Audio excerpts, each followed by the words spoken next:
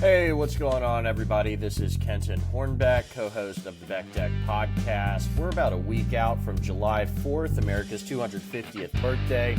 I'm joined alongside Logan Decker. Logan, how are you doing this week? Doing good, man. Nothing crazy. Just work. Hit up the golf sim a little bit. Trying to reorganize some stuff around the house. But nothing crazy. What about you? I think for our audience, really quickly, you have a new setup here. Go ahead and take them through that, because it looks like there's a big thing missing from your previous setup. Yeah, so behind me was a futon that we just had nowhere to put, so we just slapped it in here, and the dog really liked it, and that's why we didn't toss it out. Well, I moved that into our loft area, which is basically right outside my door here. And I'm going to be bringing in a bunch of the stuff from the spare bedroom that we have, or the guest bedroom, I should say, and bringing it into here. So this is, let's just say, the first step. I got the ugly futon out of the way. I got some of the storage bins that were stuck behind it out of the way. Finally moved in the TV, the entertainment center. I just plopped it down.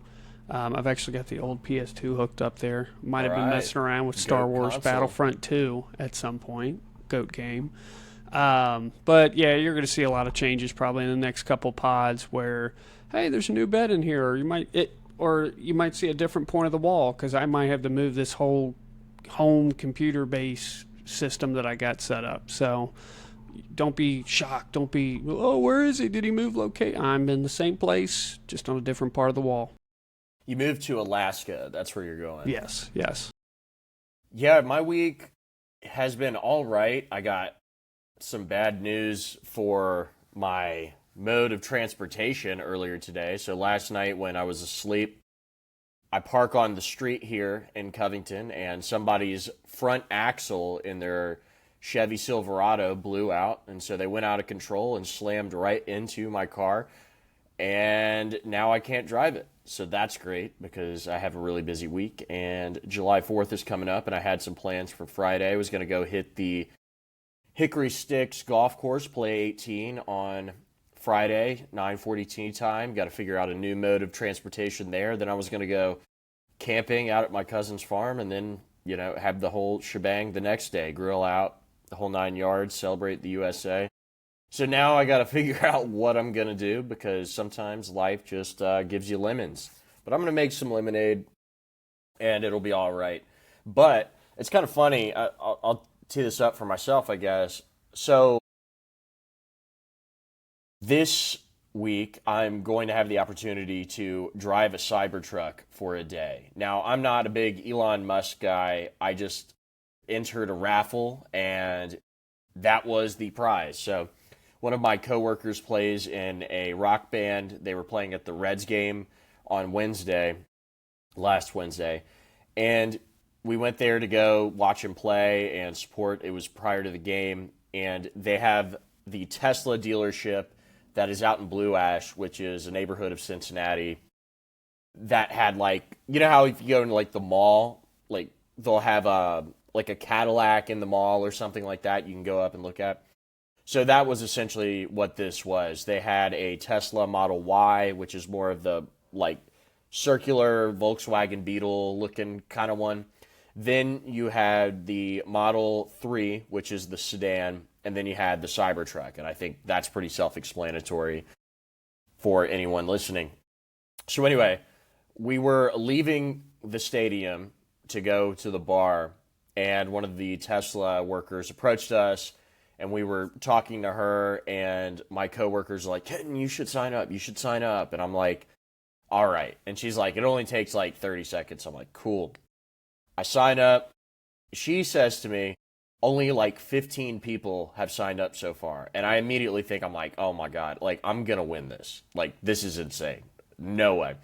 So fast forward to Friday, before I get off work, I'm talking to one of my coworkers about it. And I'm like, what would I even do if I got this Cybertruck? I was thinking, I'm going to roll up on 4th of July in the Cybertruck and freak out my dad and be like, I've liquidated my savings.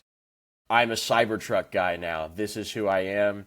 I went into debt for this. This is going to be a good purchase. I have no charging infrastructure at my apartment or my parents' house, so we're going to have to work around my goals as a Tesla guy now. Anyway, that didn't happen because I got a text on, I think Saturday. I was helping my cousin Plum for some side money, and they go, "You've won."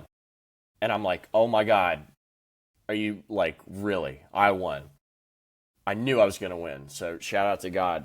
But I go, all right, now I got to figure out what I'm going to do with this Cybertruck because I have a busy week and they only allow you to rent it from Monday to like Thursday. Initially, when I signed up, I thought it was like rent the Cybertruck for a weekend. It's free to me. I say rent, but they like give it to you.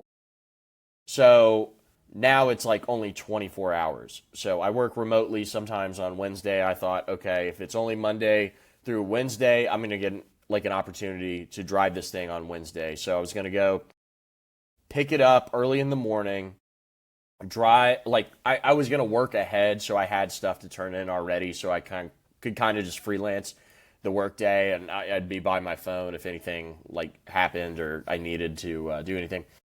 So anyway, I was going to get the Cybertruck, go drive down to Pendleton County, scoop up my brothers, I don't know, just like drive around. Anything to not be near other people in this thing, not because I'm afraid of being seen. It's more so I'd be like terrified of it getting hit or dinged. And so I was just going to try to stick to the AA highway or Route 8 out there in like Campbell County and Pendleton and Bracken and Mason County, whatever. Just drive around that way because there's not as much traffic. So anyway, I get a text the other day. They say, or like yesterday, they're like, okay, you can pick it up at 2. And I'm like, dude, what's even the point of this? So I'm going to get to drive for like, and I know why they do this. Like it's a giveaway, but you don't really get much out of it. So I'm going to have it, I think, from like 2 on Thursday. So I'll still try to do what I can, but I do have some meetings I got to go to late Wednesday that'll probably impact the amount of fun I'm able to have with this thing. But anyway, I want a Cybertruck for a day. This is random as hell. I'm still trying to work out the details. I would still say there is a possibility I don't even get it this week because we've went back and forth a couple times and I haven't received a text back yet, but it is the weekend. I'm sure they're, doing whatever. So yeah, I'm going to be driving the Elon Musk mobile around and it's going to be probably sick, but to take it back to the car thing, now I need it now. Like, I could use this Cybertruck like tomorrow. I need that shit. So hit me up, Tesla. Give me a loaner. Would you ever drive a Cybertruck? And what would you do if you were in my position right now? Yeah, screw it. When are you going to have that experience to get to drive it, let alone be in one? Because we've all seen one on the road, or I'd like to think most of us have seen one on the road. And we've seen the videos and whatnot, and I'm like, it's interesting, but like you said, it's not something I'm willing to plunge me into debt. And I mean, listen, I'm driving my Tacoma. I'm making payments on that. That fucking monthly payment sucks. I can't imagine the Tesla, the Cybertruck, any of them really, that monthly payment. But definitely the Cybertruck. But screw it. Why not? It's free. I mean, the logistics sounds like it sucks, but you'll make it work. Yeah, I'll have it for a certain period of time, that's for sure. And it's so funny because one of the reasons I was so worried about having the Cybertruck in like Covington is I didn't want to have it overnight, so I wanted to pick it up on Wednesday morning and drop it off like on like late Wednesday or whatever, so I could have it essentially for like most of the day. Well, one of the problems was I didn't want to keep it overnight for any period of time because of exactly what happened earlier today to my actual car. Somebody runs into it and it gets all messed up. If I have a Cybertruck parked on my street, people are going to key it probably. People are probably going to egg it. People are going to, gawk at it kind of. And it's really like long and wide. So it's taking up way more room on the road and people drive like maniacs on 5th Street. So I'd be worried somebody would run into it at the very minimum. And I don't own that car. Or truck. I'm just, I'm just some dude who won a raffle. I got blessed. So I think I'm going to just drive it out to the country and release it. I will try to see what the 0 to 60 is, though. If you're a police officer in Maysville or Mason County or a Kentucky State Police, don't listen to what I'm about to say, but I'm going to fucking rip it. I'm going to rip it. Don't pull me over. I'm doing an experiment. It's for science. Anyway, that's all I had for that. But first off, I think I want to get your reaction to this. And it's not the NBA thing, but really quickly, we're coming up on America's 250th birthday. Maybe we'll have an America-themed episode next week. Honestly, I probably should have said do it for this week, but it would have taken some effort and some research on our ends. But first reaction, America 250. What are you doing for 4th of July, and what does this make you feel like as an American? Are you bleeding patriotism, red, white, and blue, from your eyes? Are you, rock, flag, and eagle? Are you going to get in a Cybertruck and whip it through some mud? You get on a four-wheeler? What's that looking like for you? Well, at least for me, like I said, before we get on the pod, as of right now, I don't have any plans. They will come up, but just because that's my in-laws don't live too far from us, and they're very spur of the moment kind of people. So it could be leading up all the way Thursday, and I know nothing. But I have a feeling that we're going to spend some time on a lake on their boat. I'm going to be probably passed out at some point from the amount of beer I'll have to drink, which is fine. I'm not complaining. But yeah, just spending time outside, cookout, whatever comes up with it. I could see that also being an option, but just enjoying the day off, celebrating America. 250 for sure. Down in South Carolina, if you go around, you will see plenty of fireworks stands, so we're going to see a lot. We're going to see the shows, because I don't think there's any type of band on them, at least in this state. And yeah, it's just chilling, relaxing. Our work gives us Friday off and observation for 4th of July, so I get a 3-day weekend. Very excited about that. But yeah, just enjoying the time. No travel, no trip, just hanging out down here in sunny South Carolina, where I'm pretty sure we might be sitting at like 96, 98 degrees by the time it comes up. So if you're going to be outside, be in the water. I'm jealous. I would love to be on a boat in a lake. I think that's probably the most American thing you could do, is be on a lake on a boat in 4th of July. For me, I think, like I said, Friday, gonna golf 18. That'll be a lot of fun. Gonna camp on Friday after that.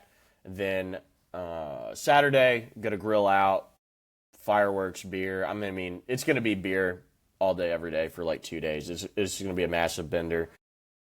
As far as my thoughts about the United States of America's 250th birthday, I can't say I'm shocked. Here we are, to our enemies and communists abroad and internally now. You can't kill us. We're still here. We're still kicking. We may not be kicking as much ass, plenty of things going on right now. But hey, we are here. And I think we're going to have a good time on the 4th of July. A lot of stuff has happened since 1776. And we are, who would have thought? Look at us. We're podcasting in our houses. That's what George Washington would have envisioned when he signed the Declaration of Independence and became the first president and became the first man on the moon and defeated Saddam Hussein in the Iraq War. He did all of those things. I would like to think the spirit of George Washington runs through both of our veins. So, with that, let's talk about basketball. There's a big NBA...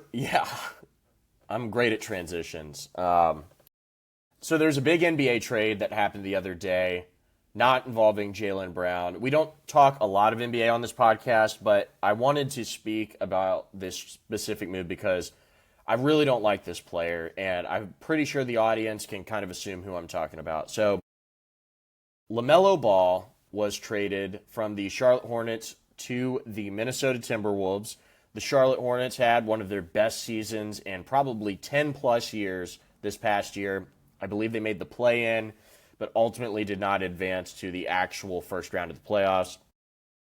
The Timberwolves were a really good team this year. They advanced in the playoffs, as they generally do, but they didn't, make it all the way to the finals. They have a pretty good team, and they're looking to add pieces to make them even better and more competitive going forward. I'm not sure LaMelo Ball would have been that guy, but regardless, let me just break it down because this is one of the biggest moves of the offseason. So the Timberwolves received former All-Star guard and social media clout chaser LaMelo Ball, and also Josh Green. And the Hornets got back Naz Reid, Minnesota's unprotected 2033 first-round pick, a first-round pick swap in 2028, 2029, and 2030, and second-round picks in 29, 32, and 33. The Timberwolves were kind of looking to add a playmaking guard to pair with Anthony Edwards, who is their best player. They also have an elite rim protector in Rudy Gobert. LaMelo Ball's a good passer, good playmaker, and he's great in transition, which will link up well with Anthony Edwards. And then for Charlotte, it's kind of a philosophical shift. They have a guy in Con Knipple and also Brandon Miller to a lesser extent. Two guys they feel like they can build around, two dudes who were high draft picks in recent NBA drafts, and they also go ahead and get Naz Reid, who probably could have even higher production on a team like the Hornets, but I'm hearing they may look to move him as well from the Hornets to pick up additional pieces. I say all this to say, why are we talking about this? So I'll get to my opinion in a second, but Logan, what was your first reaction, and what do you think about LaMelo Ball? Because he's been in our lives as sports fans for quite some time. It's not just some NBA player. I mean, this guy's been around for quite some time. Yeah, LaMelo, because of his last name with the Balls, his brothers with Lonzo, and of course his dad with LeVar Ball, and they've been around since we were in middle school, high school. So the Ball name has had a lot of relevance. Their shoes, at some point, they had their own brand. LaMelo's been by far the most productive member out of the three brothers there, with being the youngest, coming out in Charlotte all the way back. He was Rookie of the Year. He made, I believe, an all-NBA second team squad. You already mentioned the trade details, and this is a guy that scores, on average, when healthy, points per game. He's in the 20s. He's getting 7, 8 assists on the season. He's getting around high 4s, low 5s on the rebounds. He's a good shooter, not a phenomenal shooter, but when healthy, he has looked like the best player for the Hornets in a long time in their history. And he was the initial building block. And then, of course, this trade with a lot of pick swaps. You mentioned the 3 first-round pick swaps. They get 3 second-round picks. They also send Josh Green, who was a role player for them, over to get Naz Reid. And Naz Reid, I think, is a phenomenal player. He's just been kind of stifled a little bit with the Minnesota offense just because of Anthony Edwards and some of the other guys on that team. So I think Naz Reid can have a better role with this Charlotte Hornets squad. And not only to mention, Charlotte's still been doing work. We haven't even mentioned that Miles Bridges was traded to the Phoenix Suns, and they get back Grayson Allen, Royce O'Neal Ford and a 2033 first-round pick, and they gave up their first-round pick 2027 next year. I should say the Hornets did a second-round pick to make this acquisition. So, Miles Bridges was also a very good, I'd say a great role player. He's in the starting rotation, obviously. 17, 20 points a game the past 2 seasons. Good shooting clip. Mediocre three-point shooter, but he gets his work on the boards, being a forward. And Grayson Allen and Royce O'Neal are both solid depth and role-playing pieces that you need for a second unit. So you're kind of see the Hornets not in a rebuild, but kind of this retransformation where I'm trying to. They looks like they're trying to, like you said, you already mentioned some of the other pieces that they have, where it's like, hey, we had some other guys that maybe we didn't or we expected to go off, but it's just not meshing together with the current roster. So let's do kind of these swap outs here. Let's get this, get some additional picks in here. Just trying to reorganize better for the future. Because the Hornets are not like 1 year away or 2 moves away for being any type of contender. But they do have some solid groundwork. And I think in terms of the face of the team, prior to this trade was LaMelo Ball. And he's a good basketball player, but he is on the wrong side of media attention in his personal life, and half of it has to do. It's funny, he can drive to the bucket, but he can't drive a vehicle. There's been too many instances of that, and I just think, I'm not, let's say, super strong on the move in terms of any of these teams involved, whether it was the Suns trade or the Timberwolves trade. I understand the two Wolves trying to make that trade. They're probably going to try to let Anthony play a little bit more off ball with this, which could be very helpful with him, just because, not that he can't do it, but I think he can be used a little bit better in that sense. But it's after the NBA, especially around the draft here, it's always a lot of offseason moves are going, and this is, I would say, the NFL offseason is always wild. I would say the NBA probably has the second best offseason, but storyline-wise usually has the best. So this was a big domino to fall in this instance. And I can make the argument that this isn't even the biggest trade of this NBA offseason so far. There's been quite a few that have been interesting, and some that we're still waiting to see. But, I'll hand it off back to you, because I know you have some stronger opinions about LaMelo, not probably as a player, but also as a person. I'm not a fan of this guy. I sports hate him, I'll say, although it can sometimes trend into, I really don't like this guy off the court. I think his, goofy, kind of fun-loving side is, I don't mind that. That's fun. What the side he shows people for social media. He's kind of a jokester. He pranks people a lot. He's got a lot of funny quips. That's all cool.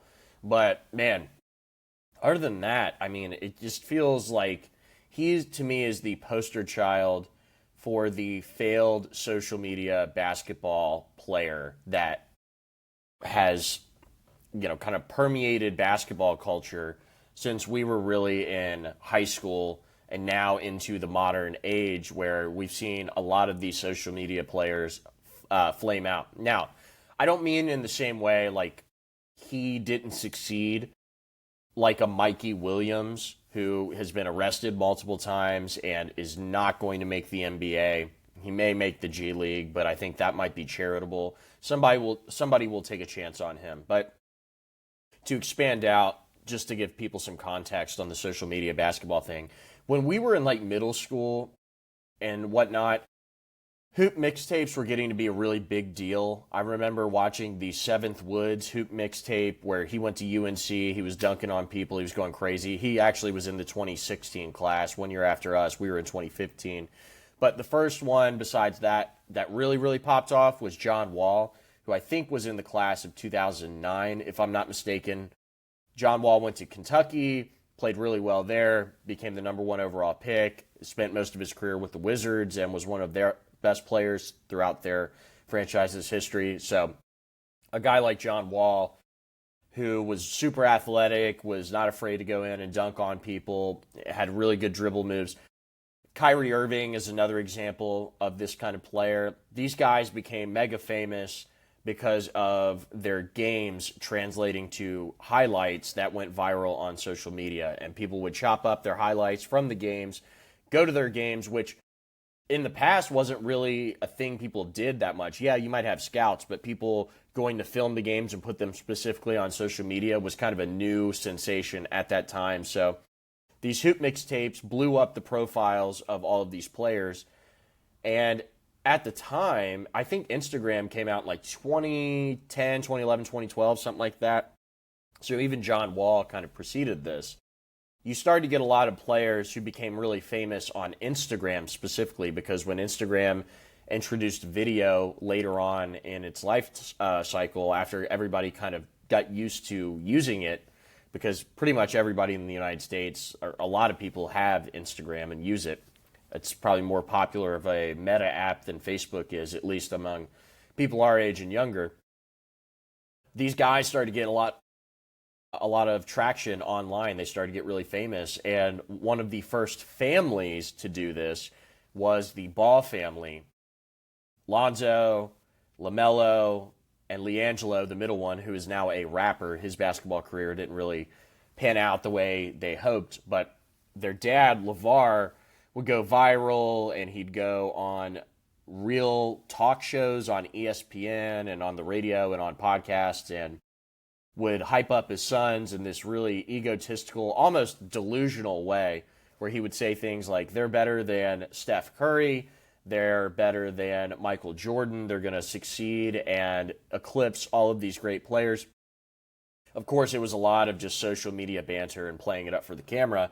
But in high school, LaMelo, LiAngelo, Lonzo, those guys were like the truth, and they probably played on one of the best high school basketball teams of all time, if not the best, in the Chino Hills, California high school, out there. They were just like dominating, and all of their games would go viral online because, Lonzo would be like lobbing it up to his brother, and actually Hawks forward or center Onyeka Okongwu was on that team too, so he's actually in the NBA as well. So they were literally just loaded, and they were just like tossing up half court lobs. Dudes were slamming it. They were just pulling up from three. They were, passing it back and forth to each other. And the youngest guy on the team was like an 8th grader who was the youngest brother, LaMelo. And because he was so young, he got viral really quickly. And he was really good. I remember one of the first video clips I can remember of him was him dribbling over half court and shooting a half court, it was like Babe Ruth calling a shot. He points at the floor like the logo when he crosses half court, pulls up from three, swishes it. He's like this little kid. And it was really, audacious. People were like, who is this guy? Well, as he started to go throughout high school, he got really famous online and in person. His dad was also really famous. His brother's careers, Lonzo made the NBA. He was really good in college. People forget he had a great career at UCLA. And I had a lot of fun watching his brother Lonzo in college. LiAngelo, we never really got to watch him. He's more of a kind of social media rapper guy now. But Lonzo's career never really worked out. But the dad seemed to think that LaMelo would have been the best one. And he pulled him out of high school. He went and, took him to Lithuania to play pro basketball. And that was kind of an up and down thing. He started his own basketball league when he was a little older in high school, called the Junior Basketball Association. That flamed out. And then he went to this prep school in Ohio, I believe, called Spire Academy. And it was kind of like one of them IMG Academy type things where they're not exactly like that, but they're just a basketball prep school. Played with a bunch of other basketball prep stars. They, blew everybody out. And so he was going to go to college, but instead he decided to go to Australia, play basketball over there in the NBL. Had a decent career, I guess. I don't really know. I didn't really research his Australian career too much. Got picked number 2 overall by the Hornets. He was this polarizing draft pick. Nobody really knew how good he was. They knew he was good enough to play in the NBA because he had shown some stuff in Australia and he had this profile, but nobody really knew. And then, he got picked by the Hornets. We got plenty of years on Mr. LaMelo Ball. So with all of that preamble, he's played in the league 6 years. First season was 2020-21. He showed some flash. He won Rookie of the Year. Was a good player. He produced some highlights. I always thought he's not a bad player, but he has holes in his game. So I know I'll talk about the real basketball sense, and then I'll get into kind of the more social media stuff, which I don't like. And I've kind of precluded all that, but he did make the All-Star game his second year. He played 75 games. He's only played more than 70 games twice in his career. The year he made the All-Star game and last year, which was a good season for him, which is probably why the Hornets decided to move him, because his stock had never been higher. If he would have regressed in any of his metrics, or he would have been re-injured, because he's always dealt with nagging injuries throughout his career in the NBA, they probably could not have got the haul they actually did. So the Timberwolves gave up a decent amount to get him. I understand why they did it. I think he's going to be, like I said earlier, playing with Anthony Edwards, who is a legit superstar. He's an incredible player, and he's made the Timberwolves instantly competitive every single year. He's a playoff dog. I think if LaMelo Ball could take a back seat to him and give him the rock and use his playmaking abilities to set up Anthony Edwards, I think that's going to be really good if he's able to stay healthy. But you never know with LaMelo Ball, because he's used to being the star. He does like to pass the ball, but again, he's used to being the star. He doesn't average a lot of points per game. I think you mentioned let's see here. Last season, am I on? He's 20.1, and the season before is 25.2. So he actually took more threes last year, but he kind of took a back step because Con Knipple and other players on the team started to, improve, and they got more shots. The Hornets became more competitive because it wasn't just revolving around LaMelo Ball all the time, because what he's proven is he's not a number one option. I don't believe he can be the best player on a championship team. He can make an all-star team. He can provide you with some good highlights, and it remains to be seen if he can contribute to winning basketball. Now he's going to be in a situation where he's asked to produce and be legit.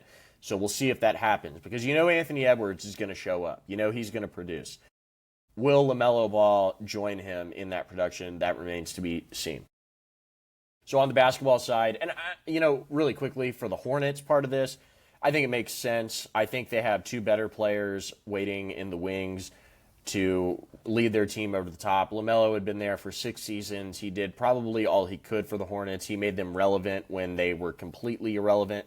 So I think as far as the Charlotte move goes, I like it for them. They're still making moves. You mentioned the Miles Bridges trade. You get that piece of trash out of there and get Grayson Allen and Royce O'Neal. Get rid of the wife beater and get a guy who can contribute. Grayson Allen had a really good year last year. Royce O'Neal is he's a good veteran presence.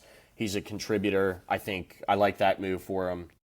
So back to LaMelo on the social media side, and this is really what I want to hit on, is while I do think the jokes and the quips are endearing, and he is a legitimately funny guy, he's still super immature, and I think I hope a guy like Anthony Edwards can really talk to him, and the T-Wolves coaches and everything can put some infrastructure around this guy to help him mature some and make him into a winning basketball player, because he's clearly got the talent. But you mentioned this earlier, and you're totally right. The stuff about the road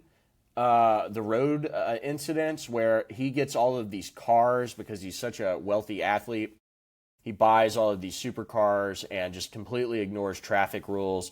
There's many videos of him, just flying through traffic in Lamborghinis and almost hitting people, paying no attention to the road rules. Not that I'm some stickler, bro, because I was talking about the Cybertruck earlier, but he could kill somebody. I mean, this is these videos are crazy. This guy needs to be stopped on the road. He needs a driver or something like that, because this is nuts. And he probably wasn't driving a lot because he lived in Lithuania and he lived in Australia. I mean, he was a celebrity kid. When did he have time to get his driver's license? I know I'm sure he got it at one point, but I don't know, man.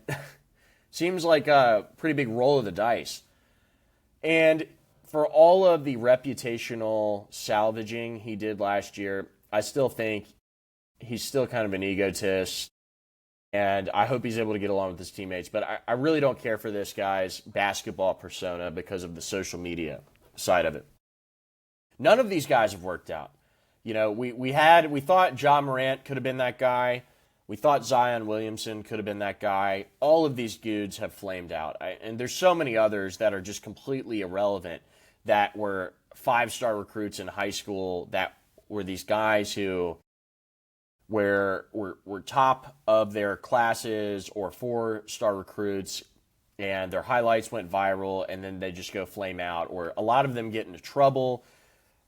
And you could make the argument, and I'm not saying this about LaMelo Ball, but you could make the argument for some of these guys, they're being taken advantage of by their handlers and their, in some instances, their family members. So I'm glad that LaMelo Ball is not in that type of situation, but he's kind of the poster child to me of these social media basketball players. And he's probably the best example of one of the guys who has made the NBA and had at least some impact. The rest of these guys have flamed out, and he's got the attitude of an influencer, I think, rather than a basketball player. And that kind of bothers me a little bit. Not that I'm not here to police him, but I'm a fan of the game. I don't have to love everything these guys do. People have a lot of issues with LeBron doing certain things and the way he acts. And I think because these guys grew up in the social media era, that we're quicker to excuse some of that because it's maybe baked into the pie more. We just expect that from these kind of guys. But they've proven to be kind of clowns.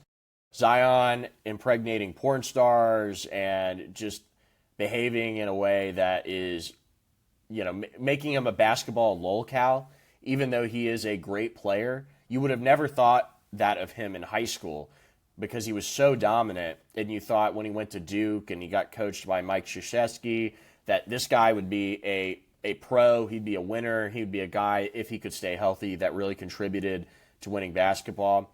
None of these guys are winners at this point. They've won nothing. They've won nothing. So if you're an NBA GM, and to round out my point, you get a guy like Con Knipple, who was a great basketball player, yes, but he's not a social media player. And you see him, and you also have Brandon Miller too. And yes, Brandon Miller's had his own controversies with the law in the past, but you have these two guys who are not clout chasing social media goblins. And you think, okay, why do we need this other dude? If this could only, he's kind of used up his usefulness for us in the franchise. We needed that clout actually years ago. Now we don't. Now we want to actually win, and we have two guys who can be the anchors of our team. I think these guys are the people who run teams, ownership groups, the people in front offices. While the talent is intriguing and the conversation around them is intriguing and it's an asset within itself sometimes, I think they're looking long and hard at these mixtape guys, these social media guys, and what they've done to the game. And I think there's just a lot of negative around that. And I think it can impact basketball sometimes in terms of availability and things of that nature. So that's kind of my spiel. I don't wish this guy bad, but he needs to mature a lot, and I'm not a big fan of him. It's funny, I would be, because I do kind of like the way he plays, but he's not a team player. He's not efficient. And so, yes, while he has improved somewhat as a teammate last year, he's still got a long ways to go. So that's kind of my spiel. Do you have anything else to add to the conversation? Not necessarily directly to LaMelo Ball, but the fact that the Timberwolves were able to get him, it's like, wow, that you pull in that type of player, and you have Anthony Edwards and Rudy Gobert. How did you get to that situation? And part of that is it happened a little bit earlier, and we knew a move was going to be in the works because when you trade away Julius Randle, who is now went to the Brooklyn Nets, and the Brooklyn Nets got a 2026 first-round pick, and this was involved in a 3-team deal. So Chicago got Nick Claxton, T-Wolves got Mo Guaye, and a 26 second-round pick. I just like to look at the other side of the trade as well, where it's like, hey, none of these teams are necessarily in Minnesota is in contention, but the Nets and the Bulls aren't. But, the Nets, I give them credit for at least, hey, you see a team that's, it was apparent, and it might have been one of those situations where, like, we hear some rumors that you might be trying to make this player, and we're going to look at your cap, or you're trying to get rid of somebody else. So they bring in a pretty talented guy with Julius Randle to play most likely the 4 spot for him, and they brought in Michael Porter Jr. from Denver a couple years ago. Brooklyn, are they going to be contending? No, but I'm like, okay, that's some two interesting pieces. You got a lot of younger guys on the team. You're trying to figure out who's going to be stepping up, or you've just been gathering talent at this point and make future moves. So I'm like, okay, Brooklyn, you bring in a guy, Randall, who is a very solid veteran, who has been, he's been with the Knicks, he's been with the T-Wolves, he's been just a really solid, low. When I say low level all-star, I mean that in the best way possible, where he's really good at what he does. He's an inside scorer. He's a pretty decent defender. He is kind of a little bit of a throwback with his talent in the front court there. So that's one move I wanted to highlight is not just Minnesota getting LaMelo, but what was the cost to get him besides the picks? You had to move somebody else, and you definitely strengthened up your backcourt, but the front court got a little bit weaker in my opinion, but it's what Rudy Gobert is there for. You're saying, hey, you are the island now, you're the pillar, we're going to let everybody else do the work around you. And it kind of makes sense because a lot of other teams in the NBA are doing that. You get a little bit more, I think, scoring potential versatility with it, but I think the defense overall might be hurting just a little bit there. The big one I know you wanted to talk about was LaMelo, but I can make the argument that the biggest trade in terms of ripple effects was a little bit before that, was when, longtime forward Giannis Antetokounmpo got sent over to Miami. And if you don't know anything about Giannis, I could go on and on about his achievements. He's a champion back in 21, two-time MVP, 10-time All-Star. The dude is... A lot of people thought he was going to be the face of the league as LeBron was fading out. It hasn't quite happened like that, but he's still putting up stellar stats. And I think the biggest thing with him is that the support around his team just hasn't been as strong as it was a few years ago in the championship run, where I think I heard I forget who it was that commented on it, but basically they said Giannis is just this unstoppable force, but he is relatively, if you look at the rest of the league, unskilled. He just really uses his body well. He's a great inside scorer, great defender, all this stuff. But if you want to shut down Giannis, which is easier said than done, you make him shoot. And Chris Middleton was just a huge impact on that title run that they had because he was the shooter on that team. He was the guy that was hitting those hot shots, and he was a wonderful secondary role to what Giannis' strengths were. And he just hasn't had that. And part of it is also health for Giannis, where he gets hurt in critical times. He's not available in playoffs, or he's playing hurt. And despite, the last 2 years, I think he's missed a combination of like 70 games between the two seasons, give or take, at 60 to 70 games. He's still putting up high 20s. 24, 25. He averaged 30 points a game. He's still shooting over 60%, but his three-point percentage is not his strength. He's still getting damn near double-digit rebounds. He's still a phenomenal player. And he goes down to Miami, and what do they get back? Well, Giannis and Bobby Portis. Let me say that. Bobby Portis has been in the league for a long time as a solid forward. He'd be one of those guys that you say, hey, he's a weaker part of the starting lineup, or he's a really good depth piece to have. He's kind of in that in-between where he's going to contribute. Portis has been averaging around 13 points a game, 14 points a game. He's solid. He hasn't really started much for Milwaukee, but he's been a really, really nice role piece, almost like their sixth man, seventh man off the bench there. But hey, the Bucks get a hell of a lot younger, and they bring in a lot of different talent between, guard, Tyler Hero. You get young center, Khalil Ware. You get a young forward, Jamie Jaquez Jr. You get a young guard was Kasparis Jakunis. I might have butchered that. I cannot speak Lithuanian, Latvian, the Baltic states. I can't do it. I'm sorry. But, Tyler Hero, he's putting up 20 points a game. His big thing has been health, in my opinion, but he shoots at a really good clip from the floor, 38% three-point. He 4 to 5 rebounds and assists on the average of the season. 25, he was an all-star. 22, he's the sixth man of the year. Khalil Ware was 25, NBA All-Rookie second team. Jamie Jaquez Jr. was NBA All-Rookie first team in 24. And those guys are all putting up, solid minutes, solid points, just sitting at the stat line. They were part of that young core in Miami. So these are a lot of key pieces. And I've seen a lot of the talk with everything that Miami sent to Milwaukee, it's like, all right, congratulations, you got Giannis. Who the hell is playing around him now? It's like you gave up damn near all the talent on the team to get him. And maybe that's not fair for me to say. I've just seen the comments like that. I haven't sat down and really taken a look at Miami's roster as a whole after the fact. Quite frankly, I ran out of time because I was trying to organize this today. So that's my fault, not being better informed on what the roster looks like as a whole at this moment. But it definitely feels like, okay, you got the new face in Miami, which Miami is a city that needs that type of guy on their team. Let's be quite frank. They need the superstar because that is Miami. It's a huge market in the NBA. So they're definitely pushing for, Miami's been a playoff team for several years now, but they just can't, they don't have the guy to get them over the hump. And that's what they've traded. They're like, all right, we're going to trade up our young pieces. We like them.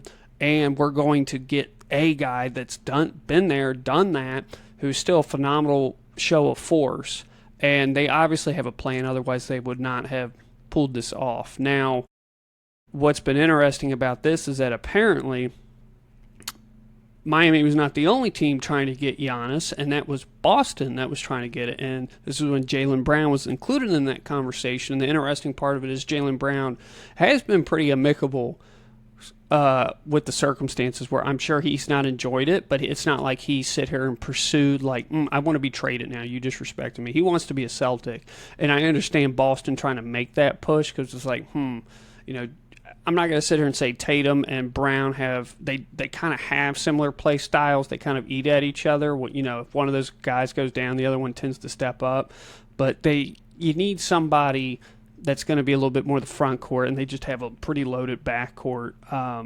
with Boston. So it's going to be interesting to see if, because of this, if the Celtics keep Brown. They are asking reportedly for 4 first-round picks. That's a pretty steep price, in my opinion. I think Jaylen Brown is a phenomenal player, but 4 first-rounders is wild to me. It definitely, I think a team might be able to come up with something, but I don't think it'll be 4 firsts. There'll probably be players involved and whatnot. That's how the trade's going to go. I think the Celtics are just saying what the value is of what they see him as. But yeah, I'd say that's one domino that's still left to fall. So I'll hand it back to you. What was your reaction to arguably one of the biggest players in recent history getting traded this offseason? So the Giannis trade for me was obviously an earthquake. You don't really see players like him getting moved too often. Not because the NBA doesn't move big franchise players, or teams in the NBA don't do that, but more so, you thought Giannis, at least not you, but like NBA fans would have thought Giannis would have been a Bucks lifer a couple of years ago. I mean, it really seemed like this guy is committed to the city of Milwaukee. He was committed to his family in Milwaukee and the organization. And yet, after winning them the championship in 2021 and being arguably their best player in franchise history, probably their best player in franchise history, you could kind of start to see rumblings or the writing on the wall, the past couple of years, to where Giannis, especially around the time of the Damian Lillard trade, I think he started to want something else for his career. And he's such a kind of nice, charismatic guy, and I don't mean to glaze him, but I think he found it troubling to himself to ask for a trade because he would have been maligned in the media, or he thought people would, tear him apart because of other guys who have asked for trades in the past. But when you look at the guys who ask for trades, I mean, they are like me first type dudes, such as James Harden and those type of guys, Ben Simmons. I mean, not that there isn't an earned reputation with those kind of players who demand out. And yes, these guys do make their money, right? Like they do make their money. So on the labor aspect of it, you could say that's a success. And that if that's what they're trying to do, then, more power to them. I've never been in that position, so it's, I can't speak on that. But as far as Giannis goes, I think he had some trepidation about putting himself out there. Like, he was going to be this superstar that blows up the Milwaukee Bucks after they had,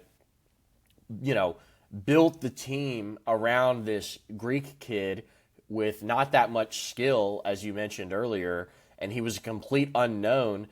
You know what's so crazy? And I'm going to put a pin in my point here really quick.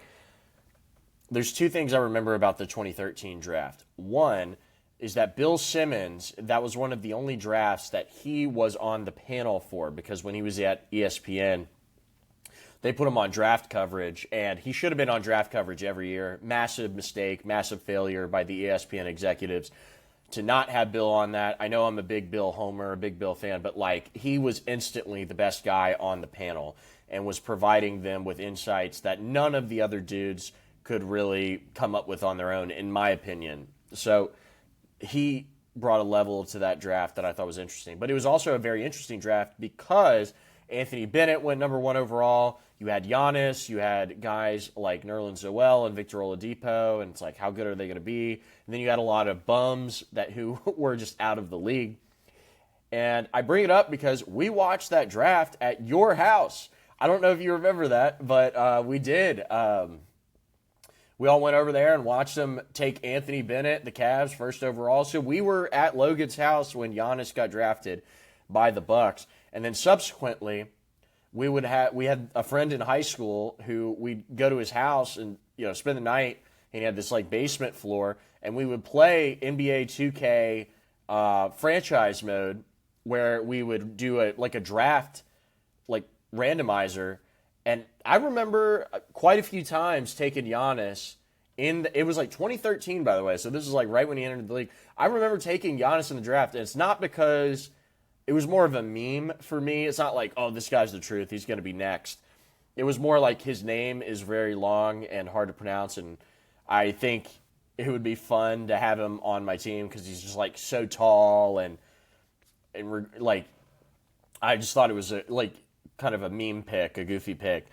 And then he turns out to be one of the best players in the league 5 years later. So, wow, what hindsight by my brain. But anyway, that's just a little lore drop for everybody out there. But back to Giannis, I think when the Bucks built their team around him, people started to notice. They thought at first when Jason Kidd was their coach, it's make Giannis the point guard. We're going to play through him. He's a guard. Then they realized he was kind of more of a center type player, and he could just kind of freelance, get the ball into him. He's going to bang you down low, or pause. He's going to get down low and play. So, and there's really no good way to say any of that stuff, but I think people were a little surprised by it in the beginning, but then his talent started to get out there, and he could become a better player in Milwaukee, kind of in the shadows, where there wasn't a lot of pressure on him because the Bucks were not a good franchise. And now to see him in Miami is very interesting because he's very established. He's one of the best players in the league when healthy. He's won an MVP, or excuse me, 2 MVPs. He's won a finals. He completely revitalized Milwaukee's franchise. So he goes to a franchise in Miami with legit infrastructure. Pat Riley, the patriarch of the Heat, he's still there. He brought LeBron over from Cleveland. He got Dwayne Wade and Chris Bosh to team up with LeBron in Miami. He's been to multiple finals. He's traded for Jimmy Butler. He's won multiple finals. So this guy's got a pedigree. Eric Spoelstra, one of the best coaches in the league. Giannis fits in really well there. I think the only issue for me is how good are the Heat going to be? They have Bam Adebayo still, who was kind of their de facto franchise player. He scored, didn't he have 85 points last year? Or he beat Kobe's record, I think, not Wilt's record, but Kobe's record. So he's a good player. He's going to be they're going to be playing through 2 bigs. Now they get rid of some of their young guys, Tyler Hero, Khalil Ware. I'm interested to see where they go from here. They are advancing in the Eastern Conference at a time when it's kind of wide open. You have the young Pistons team. You have the Knicks coming off winning the finals. I don't think the Knicks are bound to repeat. Feels more like a flash in the pan to me. So if Giannis is able to stay healthy and they're able to get a team around him, they definitely need some shooting. I like this trade for Miami. Anytime you go out and get one of the best players in the league, in the world, that's definitely a win. So, but it may not always be sunshine and rainbows for the Heat. It's going to put them in a weird kind of contractual, depth chart situation. They're still going to have to make some moves to shore up the roster around him. Reacting to this, I think we all knew it was coming.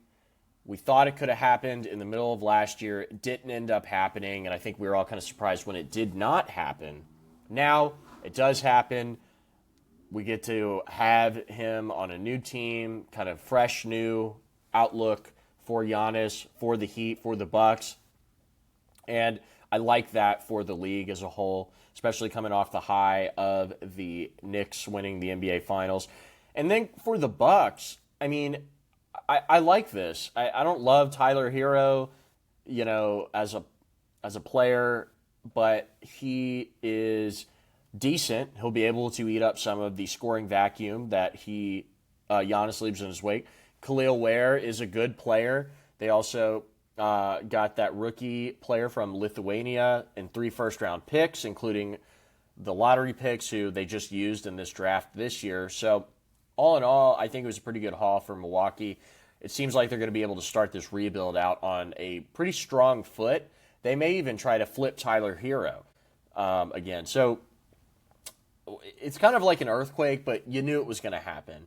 The tidal wave was coming. You see it over the horizon. It's just now it's crashed down to shore, and we're all in its wake at the moment. So I like this for them, and it's going to be a mutually beneficial move.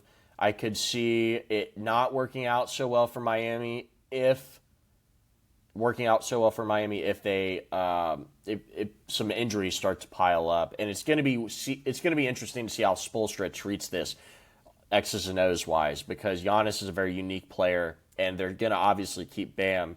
So how do they use those guys in tandem? Yeah, I pulled up the roster, and with Bam, and I forgot they had Andrew Wiggins on the roster. They have an older Norman Powell, Davion Mitchell. This is an interesting team. This is kind of it's a mismatch. How do I say it? You have a lot of guys with somewhat similar skill sets, so you're going to be really good at a few things, but the guards, I feel like, are definitely a little bit weaker with Miami now. That's for sure. But, we'll see. Like you said, maybe they use Giannis in a different role now, or maybe Wiggins takes it a little bit different role. I don't know. We'll just have to wait and see. It's one of those things where, like you said, with Spoelstra, you trust him. He'll figure it out. This Miami team will still be in contention for the playoffs coming into this new year. So I have no concerns with how – I'm just – like you said, I'm interested with how it looks, but I don't have the concern for it. And I'm sure that we'll be talking more NBA trades as this offseason moves along. Is there any other ones in particular you wanted to talk about? I know we wanted to talk about LaMelo and Giannis. Those are the big ones. I wanted to mention Randall, and I did, and kind of the dust up with Jaylen Brown so far. Yeah, I don't think we need to give Jaylen Brown too much. I think we'll wait till something actually happens. But as far as NBA trades go, I think we've covered it all pretty well. I know that we've hit on the 2 biggest ones, and I got that LaMelo stream of consciousness off my mind. So I think next what we're going to talk about is, we mentioned this last pod, but the NFL Supplemental Draft. So we kind of broke that down with the Brendan Sorsby saga, going from the University of Cincinnati to Texas Tech in the offseason, and him being suspended, and him, flirting with the NFL Supplemental Draft. We actually got some big updates. Logan, what is the most recent information in this story? Yeah, so this came out earlier this week, so if you've been following it, this is not new news for you, but the NFL has decided to turn down his draft application, so there will not be a supplemental draft this year, and they basically related to the gambling violations and insufficient documentation. But basically, what they cited was obviously the history of placing bets, especially on his own college football teams, his teammates, And they talked about how with the application, at least Sorsby's team was told that, hey, you file the application for the supplemental draft and we'll decide on that. They thought it was just a paperwork thing. I guess the NFL was looking for like accountability within that application, and they kept it dry, just, oh, here's my resume kind of situation. And apparently the NFL did not like that, and that was part of the basically decision-making process there. And basically they did everything right in terms of they submitted 3 business days before the deadline, but they didn't provide any supporting documentation for it. The NFL also noted that the timing wasn't working well and it wasn't sufficient review time before the training camps were starting to begin. So what this basically means, he cannot participate. Brendan Sorsby cannot participate in the NFL this year. He's also ineligible to play in college football this season due to those NCAA sanctions and Texas Tech's withdrawal of support. Now, he does have the option to pursue an alternative professional league. Now, the Canadian Football League has already came out and said, we're following suit. You cannot play in this league. There's only one league that it's possible to play in between really now and then is really the UFL, and that's to maintain some playing experience. He is eligible for the 27 NFL draft, but this will considerably hurt his draft stock.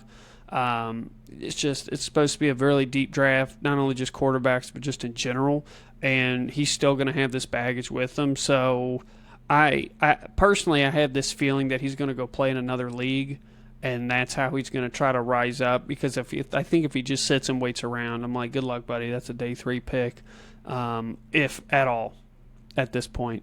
Now, Sorsby's attorney, Jeff Kiesler, has came out and basically challenged the NFL's decision through the NFL Players Association, claiming that there's a violation of the collective bargaining agreement. However, this accusation is really, there's not a claim to it, just because Sorsby, he's not in the NFL. He's not a part of the NFLPA, the Players Association, and because of that, the courts are generally going to defer to the league's discretion with its supplemental draft matters. So legal action could be taken further, but it's most likely nothing's going to come out of it.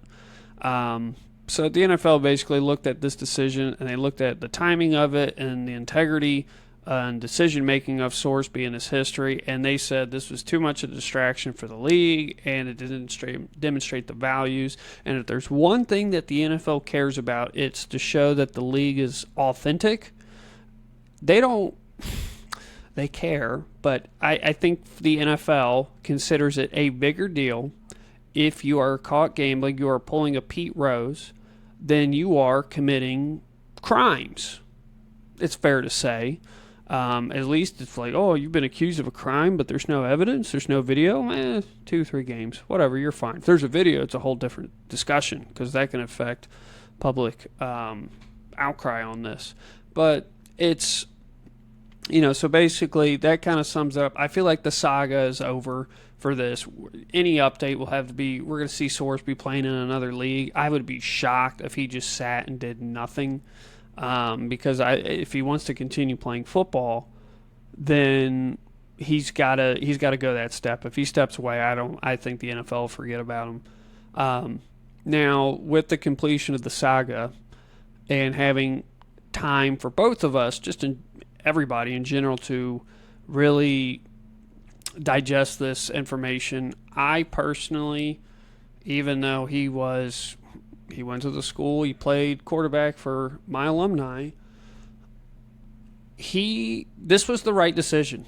He should have not had a chance to participate in the NFL. We can talk about gambling.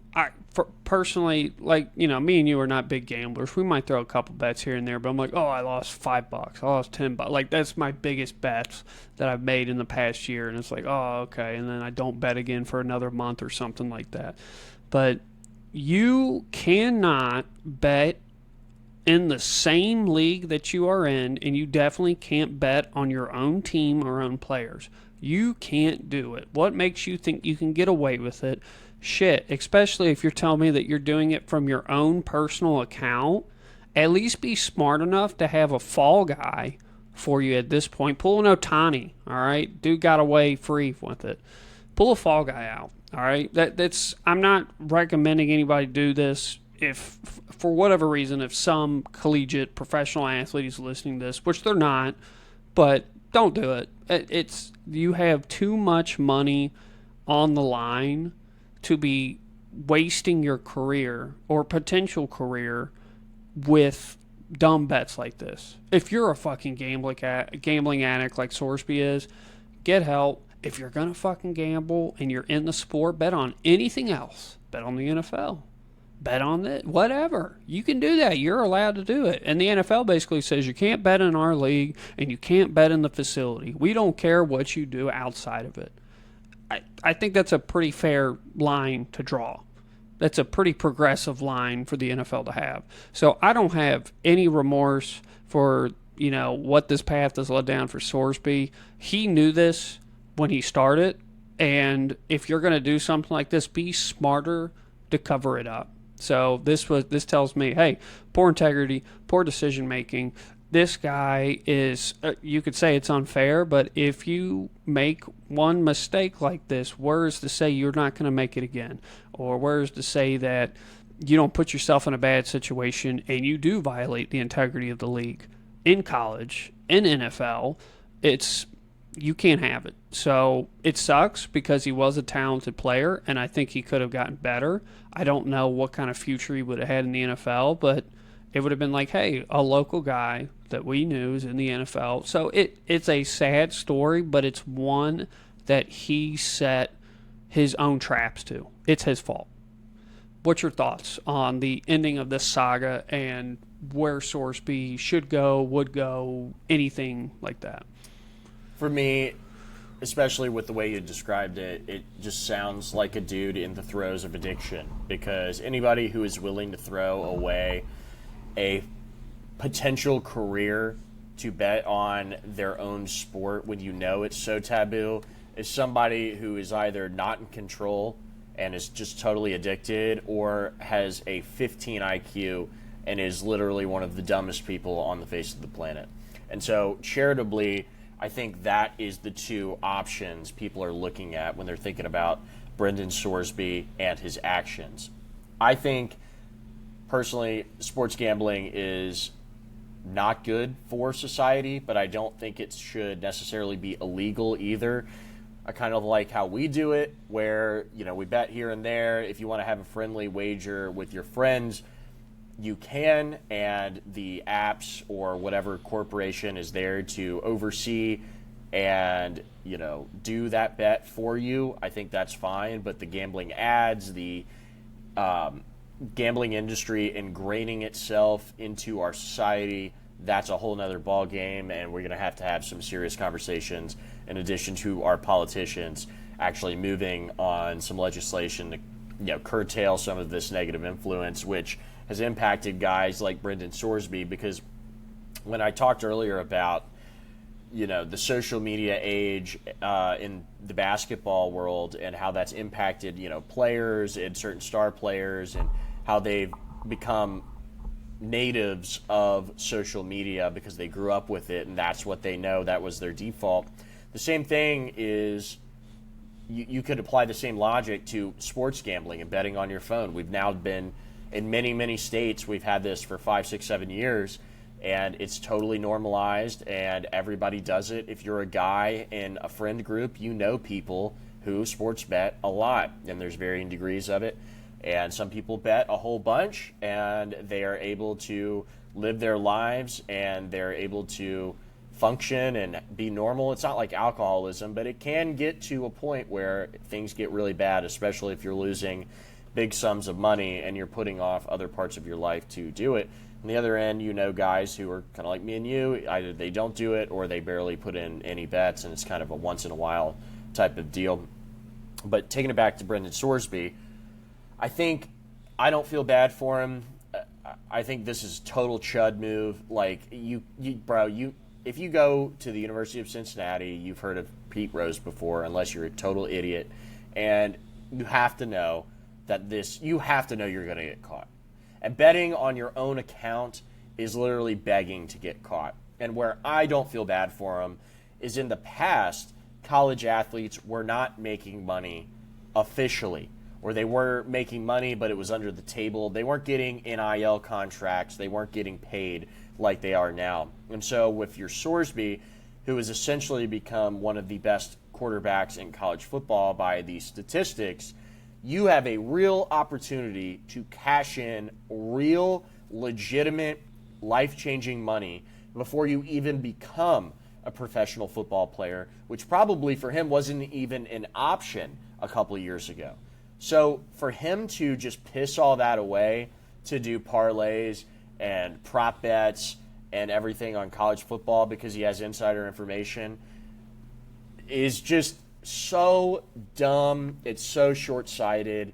It can only be done by a guy who has like I said, a 15 IQ. You have to be an absolute idiot to think you're going to get away with this. These gambling companies, I've listened to so many podcasts on this.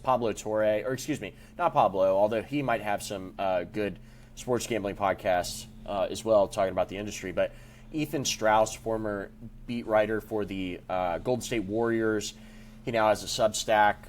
And I've listened to a podcast where he's talked to some professional sports gamblers, I believe.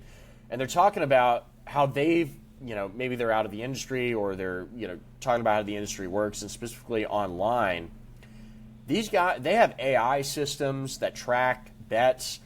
They track the quantity of bets that certain accounts place and the type of bets that they're placing. I'm sure they can track IP addresses, all of this.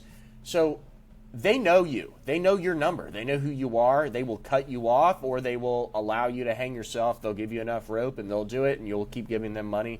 But if you're a losing player, they're going to keep letting you bet. And if you're a winner, they're going to cut you off.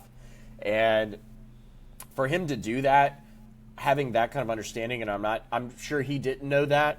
If he didn't, I mean, he should probably learn, especially if you're going to be betting that much and using that platform that much. But if you're going to be doing that, you got to know they're going to have all these information. Like all these websites, they have all your information. So for him to be using his own name and his own account is just ridiculous, man. So he has pissed away millions of dollars doing something that is completely avoidable and doesn't need to be done. And I don't really feel bad for him in that sense. He is a UC Bearcat. He is an alumni. I didn't go to school there, but I wanted him to do well. Now he's in a situation that's essentially a lose-lose. The NFL is going to look at you sideways. College football is looking at you sideways. If I was him, I'd go to the CFL or I'd go to the UFL and play a year. Probably the UFL. Just start preparing to be a professional quarterback, because now he's going to have this stench over him. He's going to have to prove everybody wrong for the rest of his professional career. He just will.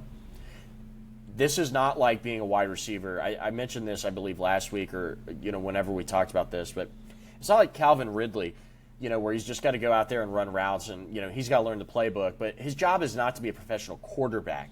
These guys have to have some level of integrity. They have to be locked in, and to know that this guy had a vice that would have taken him away potentially from focusing on winning is not what you want. That is not what the NFL wants. So, all in all, I think I think that Brendan Sorsby is probably going to be a cautious tale. He's going to be a guy that we think about in 20 years. Remember when that happened? I can't see him having much of a career. I don't think he's a good enough quarterback as a player to continue to overcome these type of circumstances. If he was a more talented player, sure, but he seems like a guy who's got like a Fernando Mendoza type, where he's got to keep building on his, platform. He's got to keep building as a quarterback, and taking a season away from him is a fair punishment. He should be held accountable, but also it's going to severely interrupt his development as a quarterback, and it's going to limit his NFL prospects, which is ultimately what he wants. So my advice, go to the UFL. Never look at another sports gambling app ever again. You effed yourself. You got to take some accountability, move forward, and salvage what you can. Yeah, I think, and you made a good point. I think this is a chance for the NFL to make a statement to make sure that hopefully this isn't a problem again. So they made sure they made the as tough as a decision as they could. And they know that this is likely the end of his career because of that. Because you got to think, all this money that he's made from NIL, he's probably spent the majority of it on legal fees at this point. So off to the UFL. That's the only route he can do. Yeah. But yeah, this story is most likely over to this point. Now moving on to our next one, we kind of mentioned it a little bit last week on the pod. We're going to just kind of explore some different topics, and one of this was like, hey, we're going to let you get to know us a little bit better on our fandoms. How did they become, whatnot? And I figured, hey, we're both bigger NFL fans than anything else. You might, I think baseball might be a very close second for you, but for me, I'm going to start off with NFL. And as you all know, my favorite team is the Tennessee Titans. And it's like, why? Why is that? You grew up in the Cincinnati area. And to be quite frank, where me and Kenton grew up, we grew up in a very rural area. You had the benefit of your siblings being closer in age, and you had a lot of family around. Whereas where I grew up, I was the oldest of three, and we were all 4 years separated, and my youngest brother's 8 years younger than me. So because we grew up in a rural area, it wasn't like, go down the street and go play with your friends or go do this or, do that. I didn't have that option. I lived outside a road that had a highway speed of 45 miles an hour. I couldn't be on the road. Anything. My point is that one of the things I'd have to do for entertainment, and this is one of my dad's hobby, and he got busy and dropped it, and I picked it up, was playing video games. What is the earliest video game memory that I have? And that is playing Madden 2001 with my dad, with Steve McNair. No, not Steve McNair. It was Eddie George is on the cover. And I remember distinctly playing against my dad, and he had the Rams, and I had the Titans, and this is when Madden was not scared of injuries. And I remember one particular run that I did with Eddie George, and when he got injured on that play, he had fractured his spine. And I'm like, yeah, you don't get that in a Madden game anymore. But so anyway, I kind of picked it up from there. So my love for video games, I always played with the Titans because, hey, when I first started playing, the Titans were good. This was the Madden that they went to the Super Bowl in. And so that's what kind of cemented it early. There's even pictures of, I remember we did one project, it might have been like first or second grade, where it's like we had a bit of house or something like that out of like popsicle sticks, and on the side of the house I painted like the Titans logo on it. So this is like embedded into my history of this franchise. And then when you get a little bit older and you can start appreciating the sport itself, not just like, this is fun, I like the video game, or it's on TV and la that's when CJ2K, Chris Johnson, and those teams with Kerry Collins were kind of around, where it's like me getting into football. I'm like, wow, this guy is electric. And he was one of the more, dominant, crazy running back runs that we've seen just in that small time period. And, that was the year with the Titans. One of those years, I believe it was the year before or after he went for 2K yards. That's when they got the number 1 seed, and they unfortunately lost to the Ravens in the first round. And then, as I got older and, it's still, I'm like, Tennessee definitely had this period between the Chris Johnson years, or what I'm going to call the Derrick Henry years, where they weren't great. But then, the Titans kind of came up out of nowhere, and this was like, we get Ryan Tannehill, we get Derrick Henry, and the defense has got some really awesome players on it, low-key players that you don't think of, like Jarrell Casey, and, Kevin Beard was part of those teams. We had Kenny Vaccaro. They had so many different guys that were, and Tennessee's not a big market for the NFL, but they had a lot of guys that played on other teams or went to other teams after the fact on this run, that they were very solid, very good pieces. So that's kind of where it all started, just all the way back, Madden 2001, playing the video game, remembering Eddie George breaking his neck for me while I'm playing my dad and probably getting my ass kicked like 60-7 or something like that. I might not even have the controller plugged in. Dad might have been doing that to me, but I remember that. But it's always been one of those where, for me, I kind of always like to root for the teams for whatever reason that kind of are a little bit different.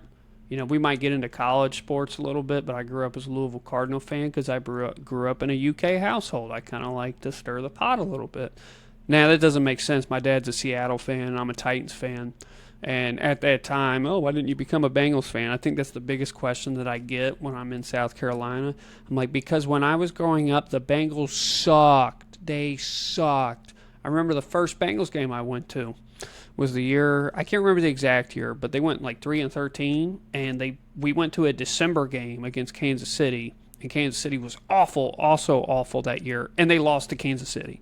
And I want to say this might have been the year before they got Carson Palmer.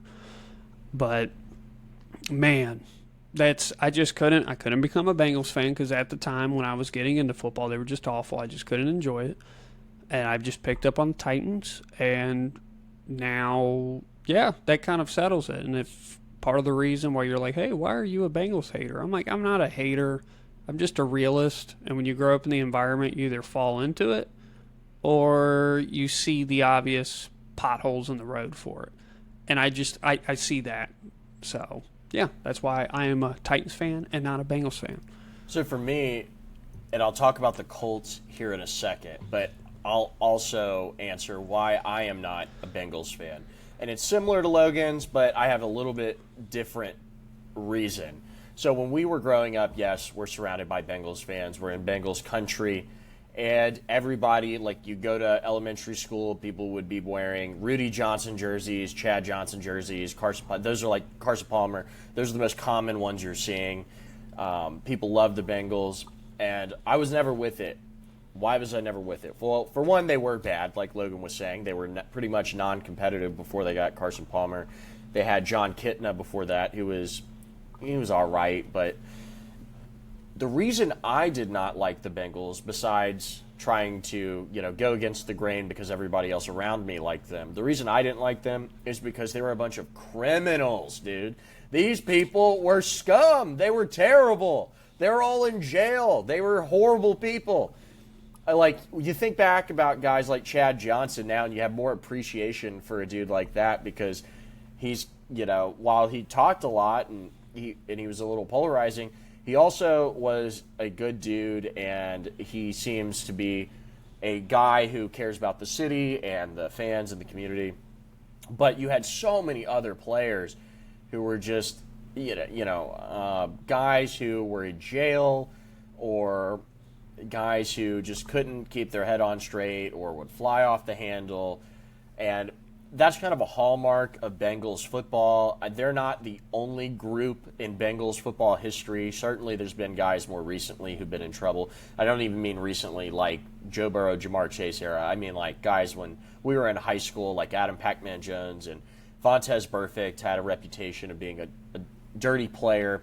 But I decided, not that I'm some moralist, but it just was not something I was going to be into because they weren't good enough for me to justify going all in with them. And then the other reason was I just felt like their players weren't really speaking to me because they weren't very good people. And as a kid, that was like, okay, now, you can compartmentalize certain things, but back then I just was like, no, I can't do it. So anyway, that is why I did not become a Bengals fan. So how did I become a Colts fan? Well, the first sport I ever really even remember watching in terms of my lifelong consciousness, like when I became a sentient person and not just like a drooling toddler, the first football memory I have is watching, and I can't remember if it was a playoff game or a regular season game or what, but it was Brett Favre and the Green Bay Packers playing the Seahawks.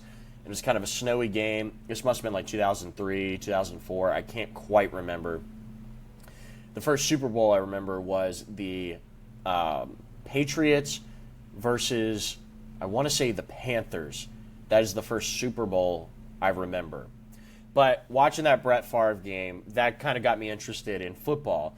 And my dad grew up a massive NFL fan, but I think he'd kind of fallen off of it. So it may have been something that he either wanted to get us into watching football or, he was just watching it kind of casually.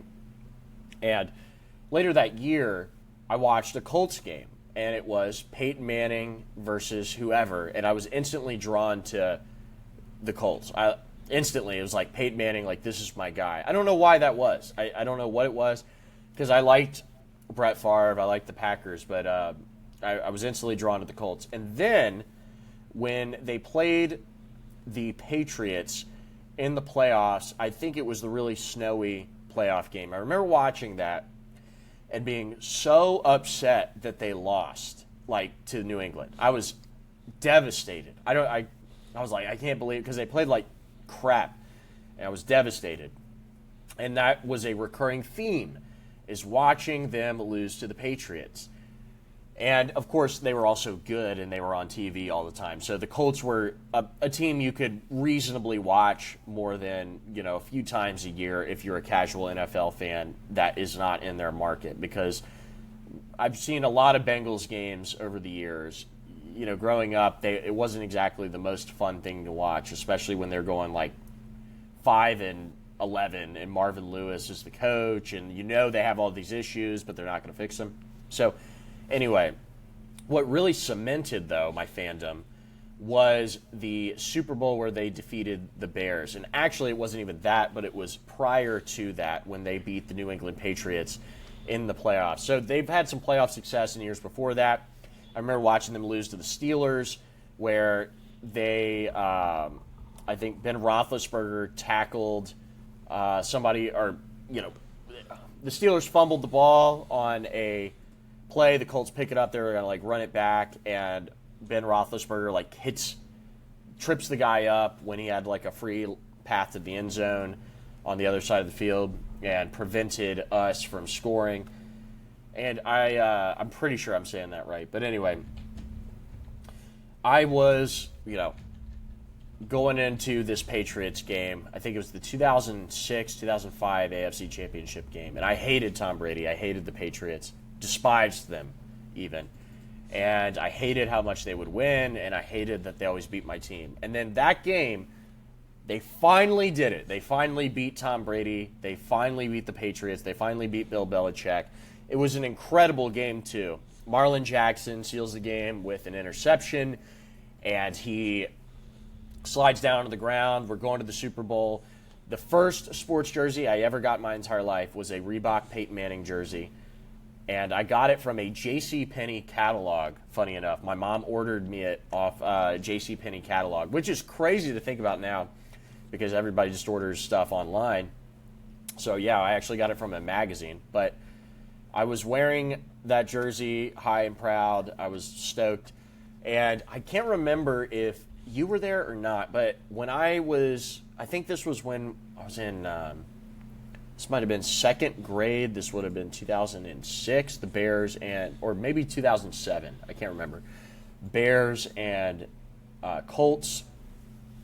I had a Super Bowl party at my house, and we just played backyard football, played knee football, watched the game, and had Snappy Tomato pizza, pretzels, and soda and stuff. And they won, and I was stoked. And that's one of my best sports memories ever because I got to have the Super Bowl party, and then I got to go watch the Colts win. I got to wear my Peyton Manning jersey the entire time. Yeah, I got to watch them win the Super Bowl, have my own party. That was a lot of fun.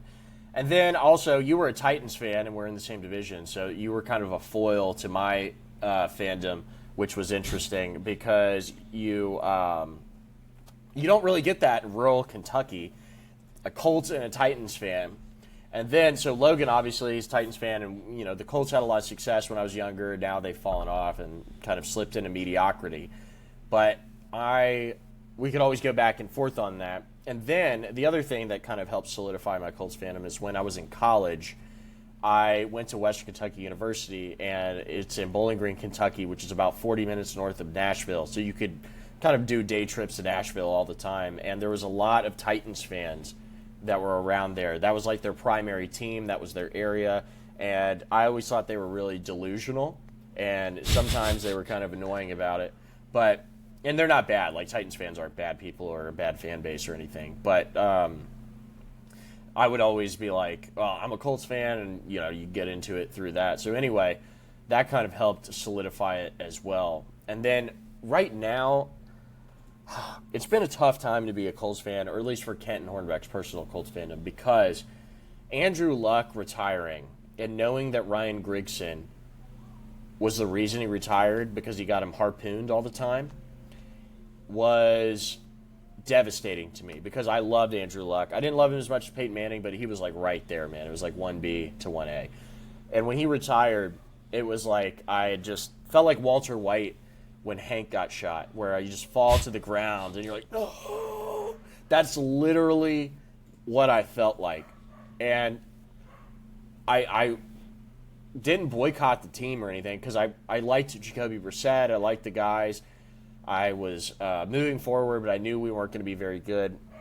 I liked Chris Ballard. I still think he's pretty good, even though we've had some issues.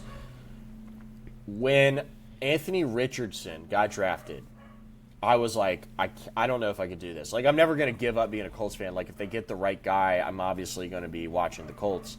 But when Anthony Richardson got drafted, I was like, this guy's going to be dog buns. Like, this is not going to be good. He is terrible. He is a bad player. And I knew it from the jump. I watched him play because I'm a Kentucky football fan, I watched him play at Florida. He was horrible. This was all projection, just kind of foofy NBA type projecting of players onto a quarterback, which I just thought was ridiculous. He was going to have to learn so much in order to be good, and we needed a quarterback who was going to win right then, right now, to save people's jobs, but also salvage the post-Andrew Luck era. So I knew he was going to be bad, and the years he played quarterback for us, I just kind of tuned out. It was hard to be a fan, not because I think Anthony Richardson is a bad guy or a bad person, but I could not get behind that selection. I'm starting to get back into it. Like, I thought last year was a lot of fun, at least for the first half of it, with Daniel Jones and Shane Steichen and all those guys. And I went to a game last year, which was a lot of fun. So I'm still very much a Colts fan. However, we're still kind of on the mediocrity train, and we are figuring it out as we go. But that's kind of the nexus of my Colts fandom. So, Logan, do you have any others you'd like to go over? I think we can both agree on this one. I think you can speak to it a little bit more than I can. I'm definitely more of a casual baseball fan, but if you want to talk about the city of Cincinnati, it's a baseball town. Even with the recent success of the Bengals, Cincinnati does better when the Reds are better, if that makes sense. There's my dog. And it's, growing up for me, the Cincinnati, going to the Reds game, it's always an experience. It's one of those, I've said it before on the pod, it's a stadium that if you're in the area, you need to go. It's definitely a wonderful baseball experience. But for me, kind of really diving in, it was a fun time when we had like the Jay Bruce team, when we had, Ken Griffey, even older teams, Adam Dunn. The Reds have always been competitive, I would say, for our lifetimes. More competitive than not. I think we're in kind of I don't want to call it the dark ages recently, but more of a, middle age kind of period. We're just kind of rolling in the middle. But the Reds have always been entertaining, heartbreaking, but that tells you that this is a team that you care enough and means enough to a city to where you're like, man, maybe this is the year if everybody pulls it together and Bruce has a good year and our pitching, Cueto does a really good job. We've had the teams in our lifetimes to have hope, even though it got dashed. So in terms of who do you root for in Cincinnati, I'm always going to root for the Reds. No matter what. I might enjoy watching some other teams, but for the Reds, it's always was. I've had much better experiences at a game at the ballpark than I do former Paul Brown Stadium, Paycor. I'm not saying anything bad. I'm not saying I've ever had bad experiences, but I've always had a lot of fun going to the Reds. Opening day is a holiday in Cincinnati. It is awesome. I've been downtown multiple times. On the banks when opening days happen, and it's just pure fun, chaos, and mayhem. We have the parade. It's a fun time in Cincinnati when the Reds are good.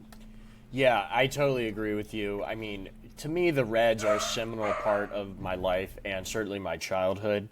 I did not start out as a Reds fan because the first baseball that I remember watching on TV was actually the White Sox-Astros World Series in 2005 when Roger Clemens pitched for the Astros, and the White Sox which Pope Leo was in the crowd, I guess, now that we know that. The White Sox had a really good team with Paul Konerko and Joe Creedy, Jermaine Dye, Mark Burley.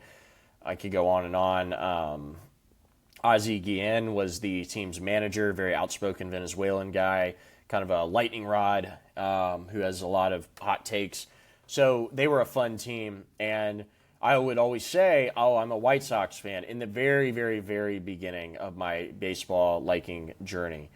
And subsequently, when you talk about video games, which for anybody out there, I think video games, certainly for me, were a very formative part of my sports fandom. I definitely liked teams based off using them in video games. I learned a lot of players and rosters and everything, history of the game through playing baseball, football, basketball, even FIFA video games. So that is a big part of my sports fandom stories too. And the White Sox were the default on the Play Now setting for MLB 06 The Show, which I played religiously as a kid. So I would use the White Sox a lot. And the Reds were bad in that game. And I had never been to a Reds game up until that point. And I was probably 8, 9, 10 years old. And so I did play baseball growing up. That was my primary sport. I played it every single summer. I played it through high school, graduated, played varsity baseball. That was decent. And right around the time, 9, 10 years old, I kind of realized I would never be able to see the White Sox because they're too far up there. And I kind of also realized, I don't really care about this team. They're cool, they're good. I like the good team, but I didn't really actually, care about them. And I started to get into the Reds because they were around. I never disliked the Reds, but they were bad, similarly to the Bengals. And I just was like, okay, let's see what you got. And they were bad. When I started watching them, they were bad. But they did have some interesting guys. They had Brandon Phillips, Ken Griffey Jr., Adam Dunn. Their pitching wasn't very good, but they did have dudes who were good players that made you want to show up to the ballpark. And so year over year, I would, go to more Reds games with my friends, whoever would invite me. And I just liked the Reds, and I knew I was going to be rooting for a team that wasn't going to be very good or losing or not spending a lot of money, and that was okay for me because Cincinnati's a really good baseball town. It's got a lot of great baseball culture, and the stadium was always good. It wasn't like I was going to games in the old Riverfront Coliseum.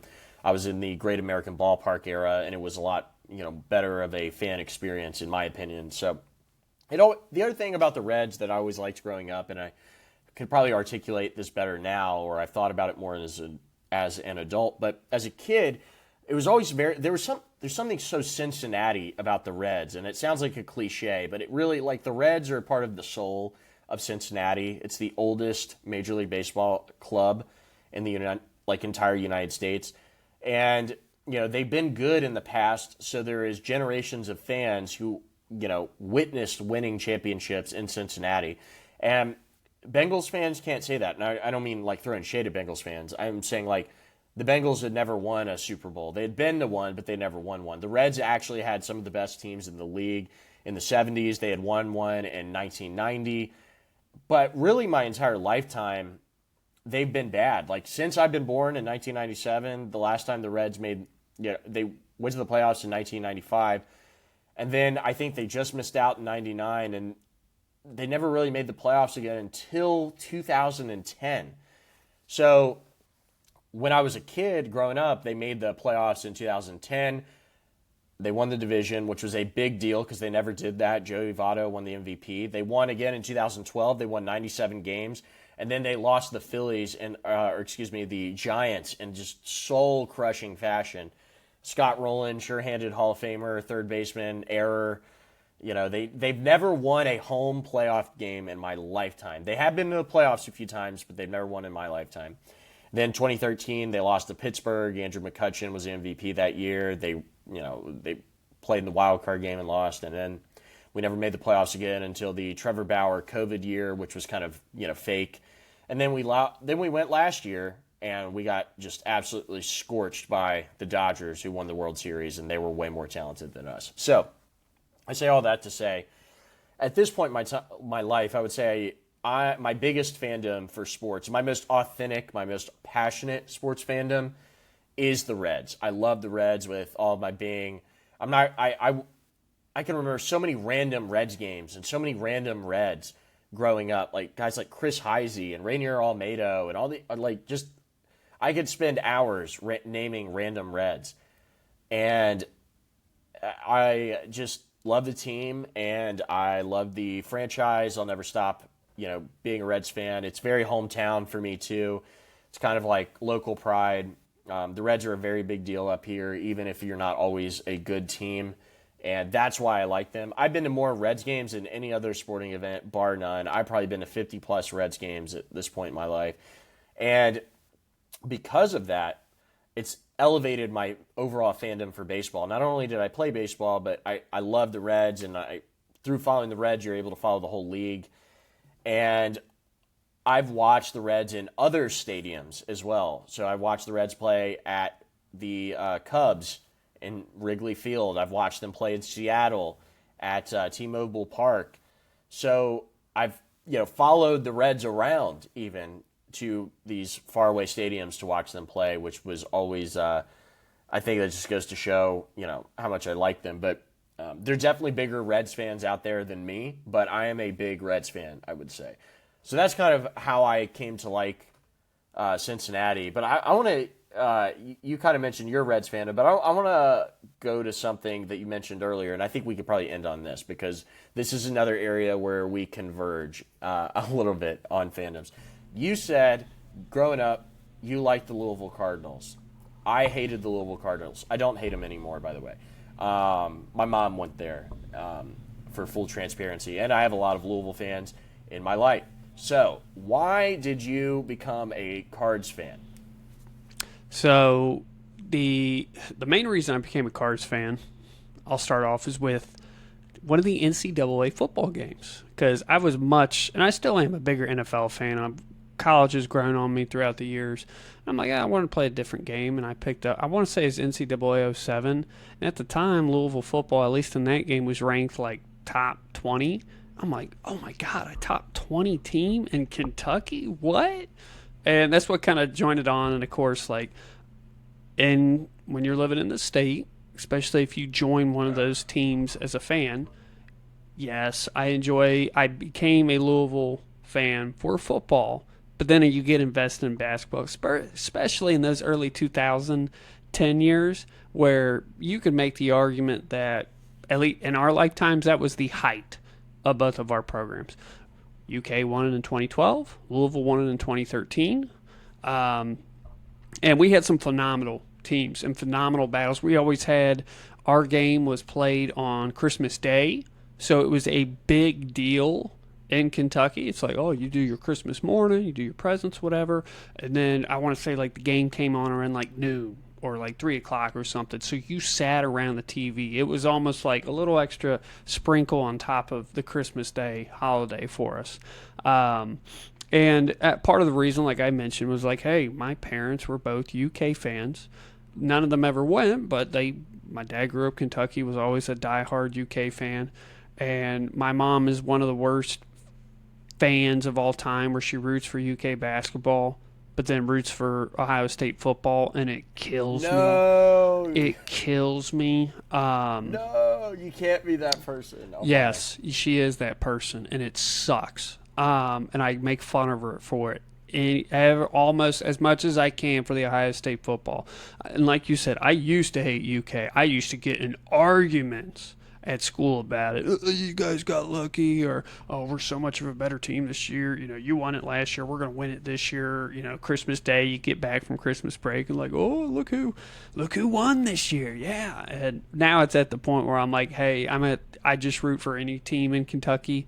I don't care if it's WKU. I don't care if it's Eastern. I don't care if it's Murray State. I do not care. I'll root for any team in that state, no matter the sport. Now, if Louisville plays Kentucky, I'm going to root for Louisville, but I'm not upset anymore about, oh, we lost. I'm like, yeah, historically we're going to lose much more than we're going to win against UK, especially in basketball.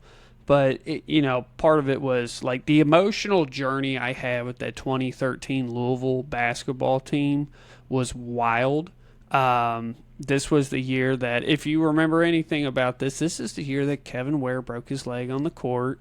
If you remember that picture, if you watched it, it's probably ingrained in your brain at this point. But Montrezl Harrell was on this team who is still in the NBA, and you could make the argument that he's a well-known, a well-respected Louisville alumni in the NBA. I don't trust my dog right now. He's smelling everything that's new. I don't want him to mark anything. But, yeah, we had Peyton Siva. We had, I can't remember the center that we had, the African that we had from, like, the Congo or some shit. Gorgie yes. Jang. Yeah. Gorgie Jang. We had our small forward, Luke. Oh, I can't remember his last name. Luke Hancock. Thank you. So it was just an exciting team where it was like Louisville just so happened to have all these pieces that had very distinct roles, and it was just like, man, the culmination of the talent of everybody that can do a role so well. And they beat Michigan for that when Michigan had a pretty good team. I believe that was the Burks team. Yeah, Trey Burke. Yeah. That was a very fun championship for me. And then, of course, with football, like I said, that's what started the fandom. And early on, it was a basketball investment. But then Lamar Jackson came along, and that was a wild ride with Louisville. Also, Teddy Bridgewater. Shout out to Teddy Bridgewater. We were one game away from being undefeated with that team. We beat the Florida Gators in a bowl that nobody thought they were number 3 team in the country at that time. We were 15th. That was a wonderful game. And because of that, in terms of my football fandoms and hatreds, because of the Lamar Jackson era, he is the reason, or I should say, our team's lack of making the big step, because we ran into the generational teams at Clemson with Deshaun Watson and your favorite player, Trevor Lawrence, is that it made me, out of nowhere, I still despise Clemson to this day. So, and I live in South Carolina. I live less than an hour away from Clemson. So when I'm down here and Clemson fans, they're getting they don't really get riled up as much, but you can rile them up. And I'll be like, yeah, I'm not from here, blah, blah, blah. But if I got to root for one, I'm going to root for the Gamecocks. And it's fun to antagonize them. And in all means, Clemson is usually a much better team than South Carolina, especially recently. But that's part of the reason I became a Louisville fan, was trying to, go against the grain, specifically against my parents, which was fun. It definitely bit me in the ass more than it helped me. But also, part of that is like, hey, same thing. I like the color scheme. I like the logo. I like it. Everybody, it was one of those things where everybody around us was a Kentucky fan. You grew up a Kentucky fan. It was like me and like 2 other people that were like Louisville fans that you probably knew of in school. And it was just like, all right, I'm fighting against the world. I don't know why I took on the task, but I did. But that was part of it. And especially with, I think for me, not this wasn't a reason to not root against Kentucky, but it was just, I've made the comment before to you, I don't know if I made it on the pod, but the amount of choke jobs that Kentucky basketball does is insane. And I'm like, I'd rather be mediocre to dog shit and consistent than watch this team fucking make me cry into a pillow in my, every March, every April, losing against the team that shouldn't.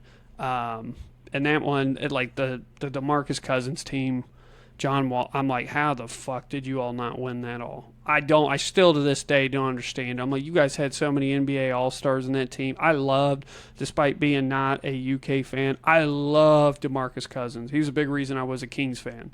But that's my reasoning for Louisville. It's more out of spite, and it just kind of cemented into it. And Louisville has gone on since I've started to be a fan. They put some really good players in the NBA and the NFL.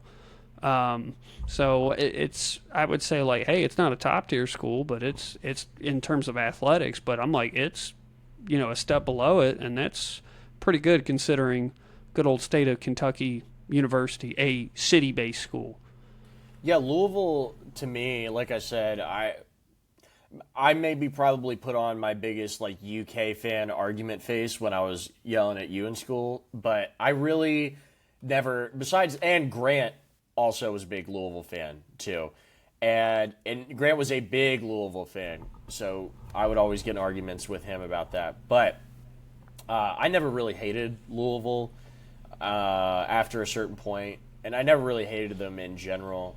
There's so many more teams that I despised more in basketball and football, watching Kentucky growing up, specifically Tennessee. And, I hated North Carolina way more than Louisville in basketball. I don't know why. Duke, I strongly disliked as well. So, to me, Louisville, people in the state hate Louisville. I wanted them to do well, even if, that's like a heresy or something to say as a Kentucky fan. The reason I was a Kentucky fan is simply because I'm from Kentucky, and I loved the University of Kentucky. It's where I wanted to go to school when I was a kid. I didn't end up going there, so it's a little different now.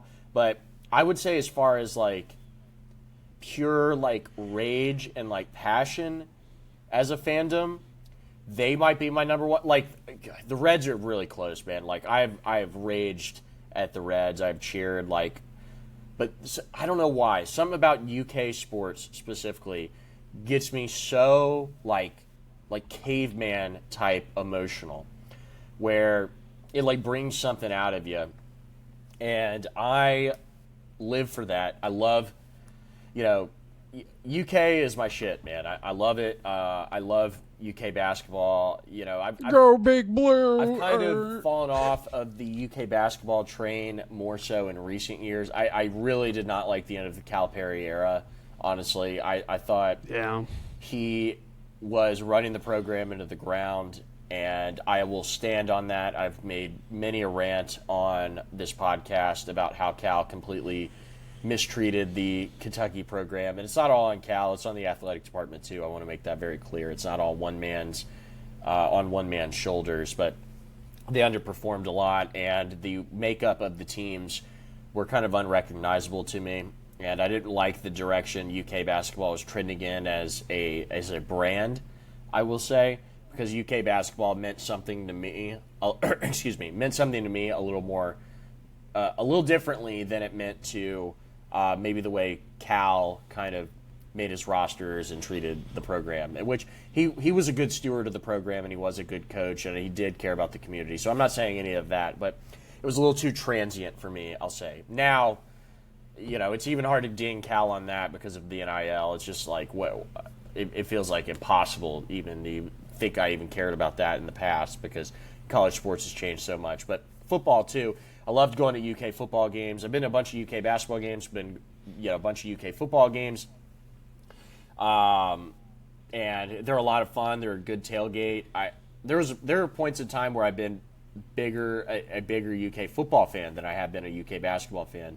Probably from like 2016, 17. I have raged at UK losses in football, specifically when they play Florida, where they could not beat Florida a couple of years. I mean, I have like lost my mind.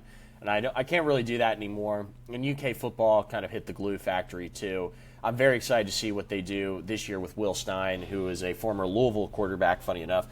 I think he's going to really help boost the program. I genuinely believe, and I think of this about Louisville too, I believe that within the next 5 years that Louisville and Kentucky will make the college football playoff in football. I genuinely believe that. If the conferences stay the same. Louisville's Jeff Brom, I'm a big fan of. Eventually they will break through that glass ceiling. They will be one of the best 12 or 16 teams or whatever it's going to be to make the playoff, and then vice versa. I think the SEC is a little more wide open than it used to be because the way these NIL contracts and the transfer portal. I mean, if Indiana can do it, Kentucky can certainly do it, and you cannot say that is not possible. You could say that about any school, but I think UK has the right coach, and if they're able to get the right quarterback, I could definitely see them doing well.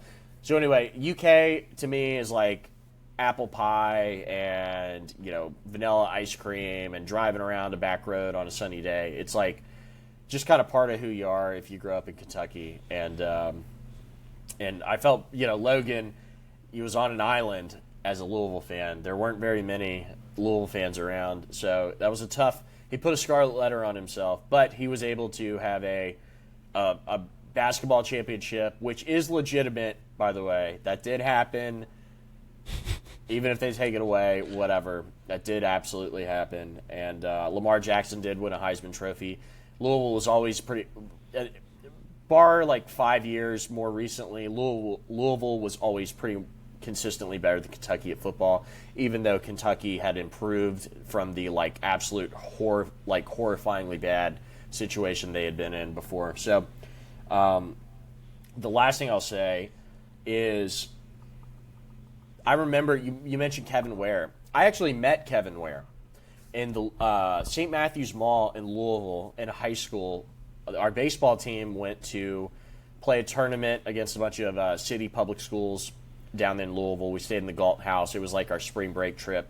Sometimes, a lot of high school teams, they do it in basketball too, not as much in football, but they'll go do like a winter break trip where they'll go to like Hilton Head or Gatlinburg and play in a tournament. In baseball, they'll do it kind of during like spring break. You can go to like Gatlinburg or, some other places. So we did that. It was like an overnight trip. And all the games got rained out, so we just kind of hung out in Louisville. We went to the mall, and Shane Bohannon was there, who was a former five-star recruit, went to Bowling Green High School in Kentucky. He's actually originally from Cincinnati, and was a McDonald's All-American. He played at U of L. And then Kevin Ware was with him. And I want to say this as, and I don't mean this is like a bad thing, but this is just the reality of the situation.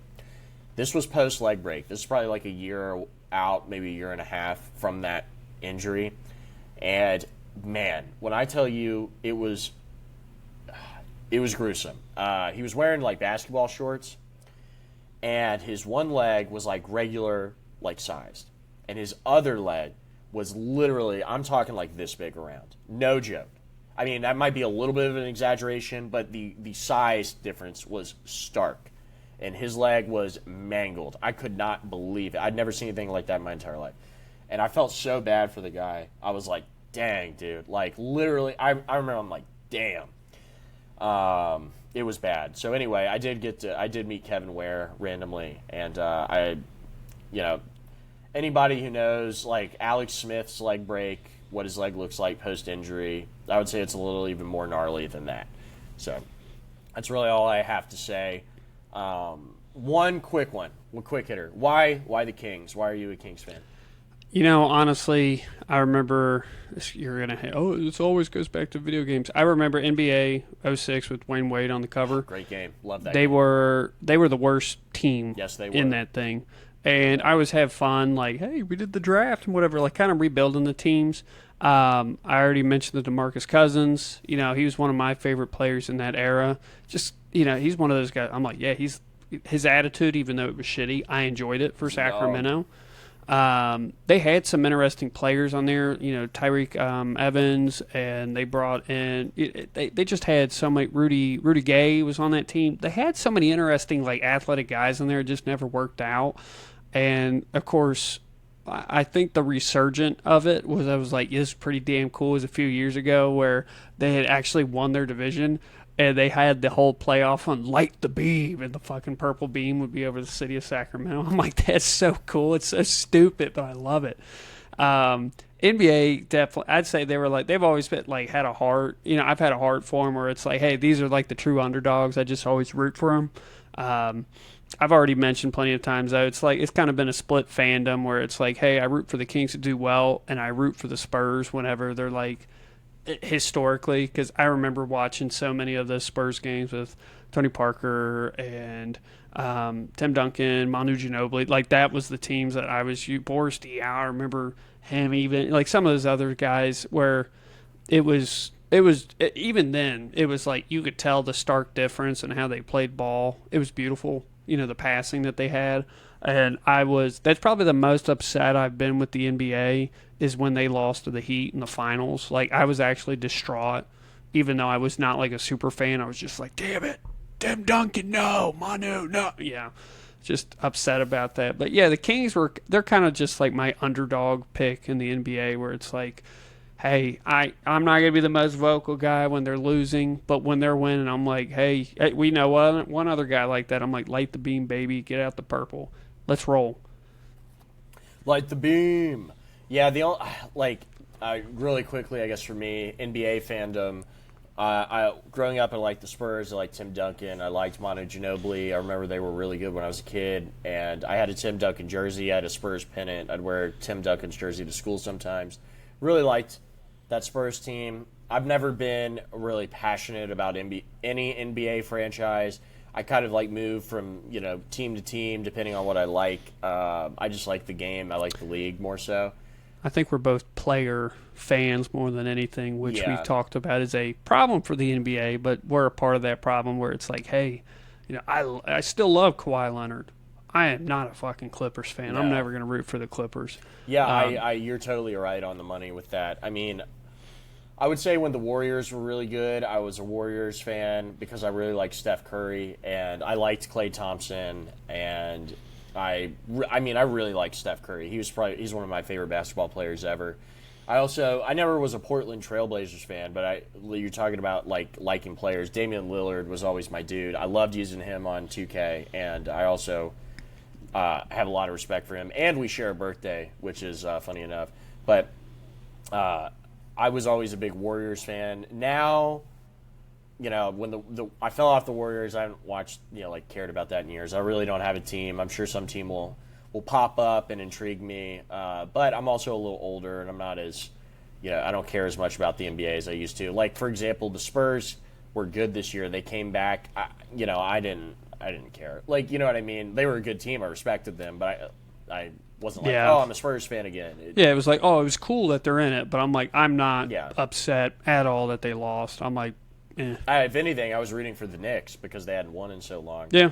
I liked Brunson and them guys. But another random one I have, so I definitely don't watch English Premier League soccer. All the other leagues in Europe, just throw them out. I mean, I know some of the teams, but not even. The only one people really care about in the United States, let's be frank, is Premier League in England. If you're going to watch any soccer league, it's probably going to be that. And if it's not that, it's going to be the MLS because you have a local team. So for me, growing up, I did not grow up in a soccer family. Everybody in my family played football. I did not. I played baseball. But, football was, what my uncles did. That is what my cousins did. That is what my brothers did. That's what my dad coached football. So soccer was very much it wasn't frowned upon explicitly, but it was just not something you did. So I had a friend growing up who played on the soccer team, and I'd go over to his house and we'd play FIFA, and I loved playing FIFA. And eventually got really into the game, and every time I'd stay at his house a lot, and I'd go over there, and we'd just literally stay up all night drinking Mountain Dew and playing FIFA and eating Klondike bars or whatever. And I liked it so much that I went to GameStop in Alexandria, which is not open anymore, crazy enough.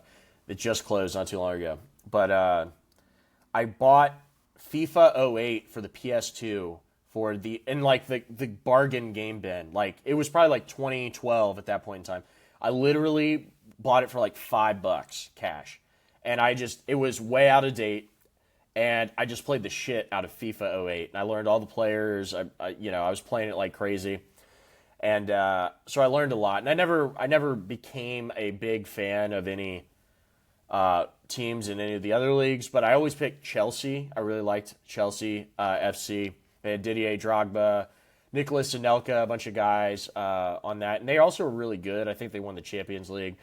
I maybe watched a couple of games over the years, but nothing anything crazy. I wouldn't consider myself if I got into it again, I'd like them because that's who I liked first. Although maybe there's another team who catch my interest or whatever. But I would never root for Man U or any of these other big teams Man City. I would never. I'm not going to do that. I just picked Chelsea because that's who I used in the video game essentially.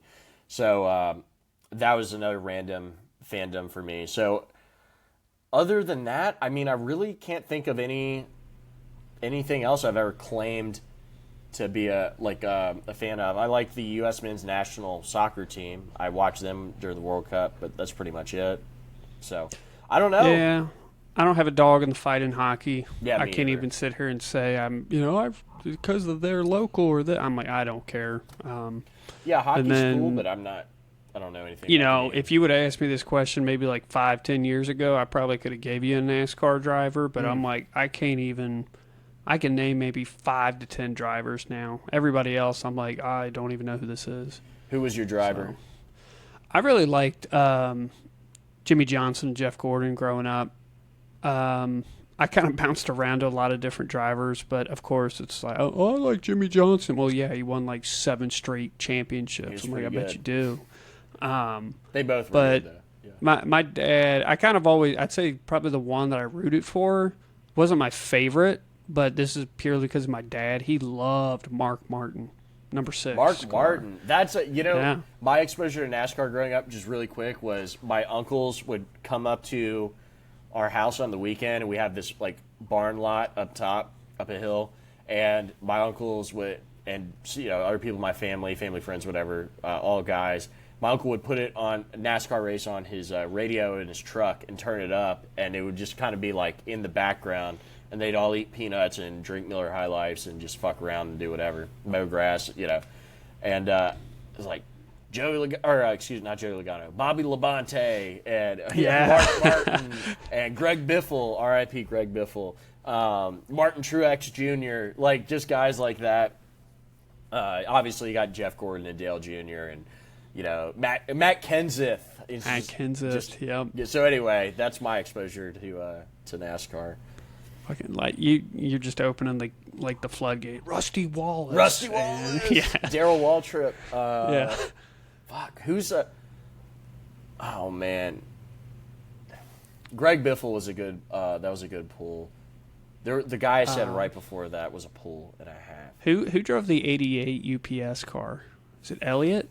Yeah, Dale Jr. for me drove the '88, but he was that was like when he drove like Mountain Dew or whatever. Yeah. That was after when he wasn't driving the Budweiser car. Yeah, which that was iconic, by the way. We went to a school. Yeah, dude, some of those old ones are so cool. Like just the different brands and the color schemes. We went to a school for people out there. Like, this is why I get upset when people say Kentucky's not part of the South. Is like people will rep NASCAR drivers. Like they won't care about any. Maybe it's not the same as it used to be, but growing up, like people would rep NASCAR drivers. Maybe they don't care anything about any other sport. They do not care. But you drive down the highway at some rural road or whatever, some backwoods, back road, and it would be Dale Jr. flag or Dale Sr. flag, good ranch car, hanging on a barn, hanging on a flagpole. You'd see Jeff Gordon ones. You'd see, oh gosh, I mean, shit. You'd probably see some Tony Stewart ones in the Home Depot car. Yeah, you definitely would see Jeff Gordon ones. You probably would see some Waltrip ones. I'm gonna look this up really quick. 2000s NASCAR drivers. Dude, NASCAR was huge. It was in the huge. 2000s. One of my favorite comedy movies of all time is Talladega Nights. I love that movie. It's one of the. I'd be confident I could probably recite every word of that movie, like no joke, if I watched it. Oh, listen to this. Dick Trickle. Let's see. I'm looking through here. I'm just going through here. You got. Is that Brett Bodine? Is that or Bodine? Ryan Newman. Matt Kenseth. Rusty Wallace. Dale Jarrett. That's who I was thinking of. I've got him mixed in between Elliott Sadler. Ricky Rudd. That's right. Oh, that's who I said. Bobby Labonte. That's right. Jeff Burton. You remember Carl Edwards? Yeah. Carl Edwards, he was good. Bill I watched Elliott. him win at Kentucky one time. It was a nationwide series race. The problem with me in the NASCAR races was, and maybe I'm just a little wussy, but it was so loud at those. I mean, it was like sonic boom. So you're a kid, you're like, damn. It is like tearing your ears up. It feels like you're standing next to a jet engine. Yeah, that's one of those where if like you're taking a kid to a race like that, get ear protection. Do not go in without them because that shit you wouldn't think it, but man, it is loud. Like it almost shakes the stands every lap, and I'm like, yeah, this is. You know what? We need to play in a trip. I'm not too far. I mean, I got Charlotte, I got Bristol. I'm probably not too far from Talladega. I'm in NASCAR country. I would go to a NASCAR race. I mean, I haven't been in so long, but I definitely would. I definitely tailgate a NASCAR race. That would be a lot of fun. The issue with me now in NASCAR, it has nothing to do with NASCAR as an actual sport. It's that I feel like the guys we grew up with were so iconic, had so much personality, and I feel like the sport kind of lacks that now because a lot of the drivers, I mean, and maybe I'm not thinking about this totally right or this is incorrect, but, I feel like a lot of guys now are kind of more like racing bros, more than like these dudes who, maybe they grew up racing, but they were kind of more country guys. Maybe this isn't the way to think about it, but you almost had like some WWE like rivalries where it was like, oh, Tony Stewart and Jeff Gordon do not get along. They're right next to each other at turn 3. Like, yeah, exactly. Listen to this: Clint Boyer, Kevin Harvick. Oh man. Oh, Harvick, yeah. Kevin Harvick. Casey Kane. Yes, number 9. Oh my gosh. R.I.P. Dude, I remember when Joey Logano was a rookie, and apparently, like, he's the veteran. Like, he's a veteran now. I'm like, that's wild. You guys have turned to that many drivers. Like, if I had to go to a race now, I guess I'd be rooting for Keselowski. Yeah, Brad Keselowski. Jamie McMurray.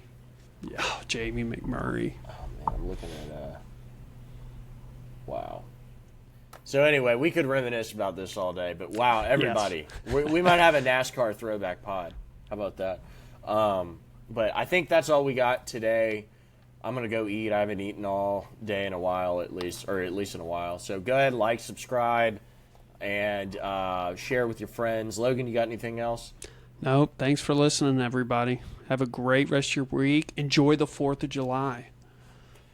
USA, USA, USA. USA. Thank you, everybody.